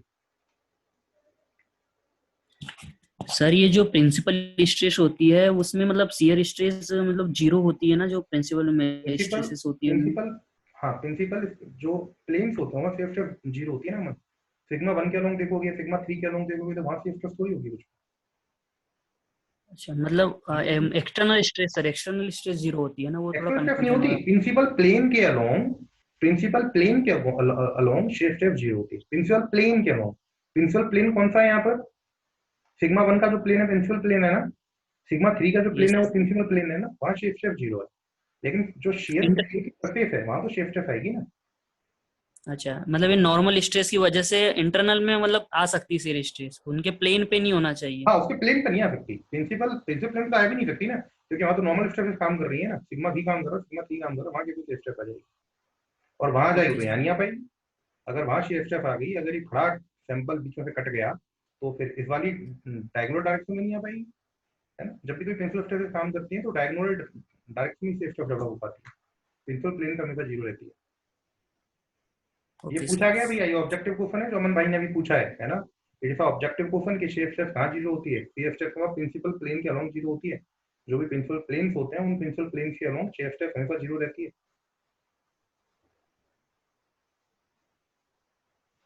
और कोई कुछ पूछना चाहता है? सर माइनस स्ट्रेसेस जो है वो तो क्या क्लियर बेटा, नहीं हो रहा जोर से। सर। माइनस स्ट्रेसेस जो है, माइनस स्ट्रेसेस सर वो मतलब कौन सी प्रोसेस हो रही है वो मुझे समझ में नहीं आ रहा। माइनस स्ट्रेसेस क्या बोल रहे हो तुम? माइनस स्ट्रेसेस जो लग रही हैं वो सबसे सर, छोटी स्ट्रेस, मैथमेटिकली सबसे छोटी स्ट्रेस। सर हम उस पे ऊपर से फोर्स लगा रहे हैं तो वो स्ट्रेस फिर जनरेट हो रही है। माइनस स्ट्रेस जनरेट क्यों होती है ये पूछ रहे हो? हाँ सर, कैसे हो रही है? हाँ अब मुझे रिपीट करना पड़ेगा क्योंकि ये चीज मैंने बहुत अच्छे से बताई थी, समझाई थी। शायद तुमने या तो देखा नहीं होगा उसको या फिर तुमने सुना नहीं होगा। बीच में कहीं इधर उधर गए थे क्या शुभम? नहीं सर, कहीं नहीं कहता। जब सिग्मा भी इसको कंप्रेस करने की कोशिश करेगा, सिग्मा भी ऊपर और नीचे से लग रहा है, तो ये पर्टिकुलर एलिमेंट हॉरिजॉन्टल डायरेक्शन में एक्सपेंड करने की कोशिश करेगा पॉइजन रिफो की वजह से। शुभम, हाँ सर। क्या इसको बगल में रखी हुई फॉइल, इसके एडजेसेंट रखी हुई फॉइल एक्सपेंड करने देगी? सर रोकेगी उसे।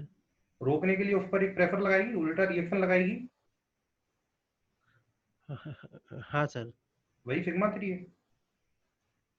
हाँ सर, मेरा ये डाउट था कि अगर उस पर जब हम फोर्स लगा रहे हैं तो आजू बाजू की जो फाइल है वो उसको रोकने की कोशिश करेगी। ये वॉल स्ट्रेसेस है। हाँ वो अपनी सिग्मा 3 है, उसी को हम लोग माइनस स्ट्रेस बोल रहे हैं। हाँ ठीक है,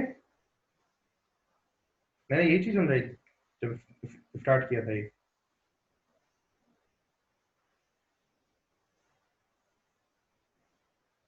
ठीक है,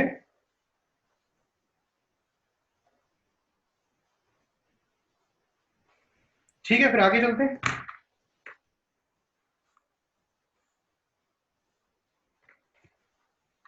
नाउ सी शेयर स्ट्रेस क्या होता है, शेयर स्ट्रेंथ क्या होता है। यहाँ पर आप देख सकते हैं क्या लिखा हुआ है, यहाँ पर लिखा हुआ है कि shear strength is a term used in soil mechanics to describe the magnitude of shear stress that a soil can sustain. मतलब वो मैक्सिमम शेयर स्ट्रेस जो एक सॉइल के अंदर आ सकती है। The shear strength of soil is a result of friction and interlocking of particles and possibly cementation of bonding at particle contacts। Friction interlocking हमने कहाँ ले लिया, फ्रिक्शन में, और सीमेंटेशन ऑफ पार्टिकल या बॉन्डिंग ऑफ पार्टिकल हमने कहाँ ले ली, कोहेजन में। फिगर के अंदर देखिए, अगर आप फिगर के अंदर देखेंगे तो आपको एक बैच दूसरे बैच पर मूव करता हुआ दिखाई दे रहा है। अगर ये मूव कर रहे हैं तो इनके बीच का जो रेजिस्टेंस होगा उसको हम लोग क्या नाम देंगे, फ्रिक्शन। और अगर ये मूव करने की कोशिश कर रहे हैं तो शेयर स्ट्रेस। और लिमिटिंग केस में मतलब थोड़ा सा भी लोड बढ़ा तो मूव कर जाएंगे, शेयर स्ट्रेस की मैक्सिमम वैल्यू पहुंच चुकी है, तो उसको क्या बोलेंगे हम लोग, शेयर स्ट्रेस। फॉर्मूला आप सभी लोगों को पता है ना, फॉर्मूला आप सभी लोगों को पता है। इसका फॉर्मूला क्या हुआ करेगा, इसका फॉर्मूला हुआ करेगा कि टाउ मैक्स की वैल्यू हमेशा रहेगी सिग्मा एन टेन फाइव। ये किसका टर्म है, ये किसका टर्म है बेटा, ये टर्म है फ्रिक्शन का, प्लस सी, ये किसका टर्म है, ये टर्म है कोहेजन का। बहुत अच्छे से इस बात को याद रखेंगे, ठीक है। तो आज की क्लास में हम लोग यहीं पर समाप्त करते हैं। कल की क्लास में हम लोग शेयर स्ट्रेंथ को 80% खत्म कर लेंगे और परसेंट क्लास में कुछ न्यूमेरिकल सॉल्व करके शेयर स्ट्रेंथ को एकदम समाप्त करेंगे, ठीक है। थैंक यू सो मच, है ना। अब अगर किसी के कुछ मिसलेनियस डाउट्स हैं तो वो रुकेगा और आप लोग बाकी लोग क्लास को छोड़ सकते हैं। Thank you so much.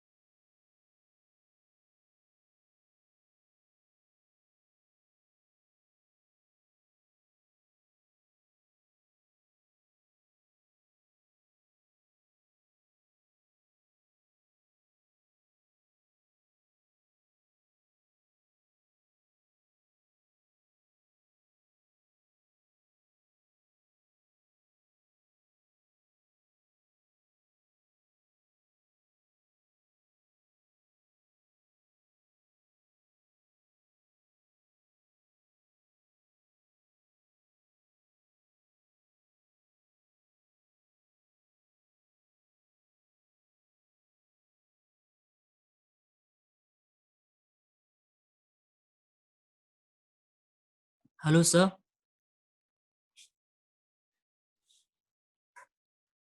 Hello.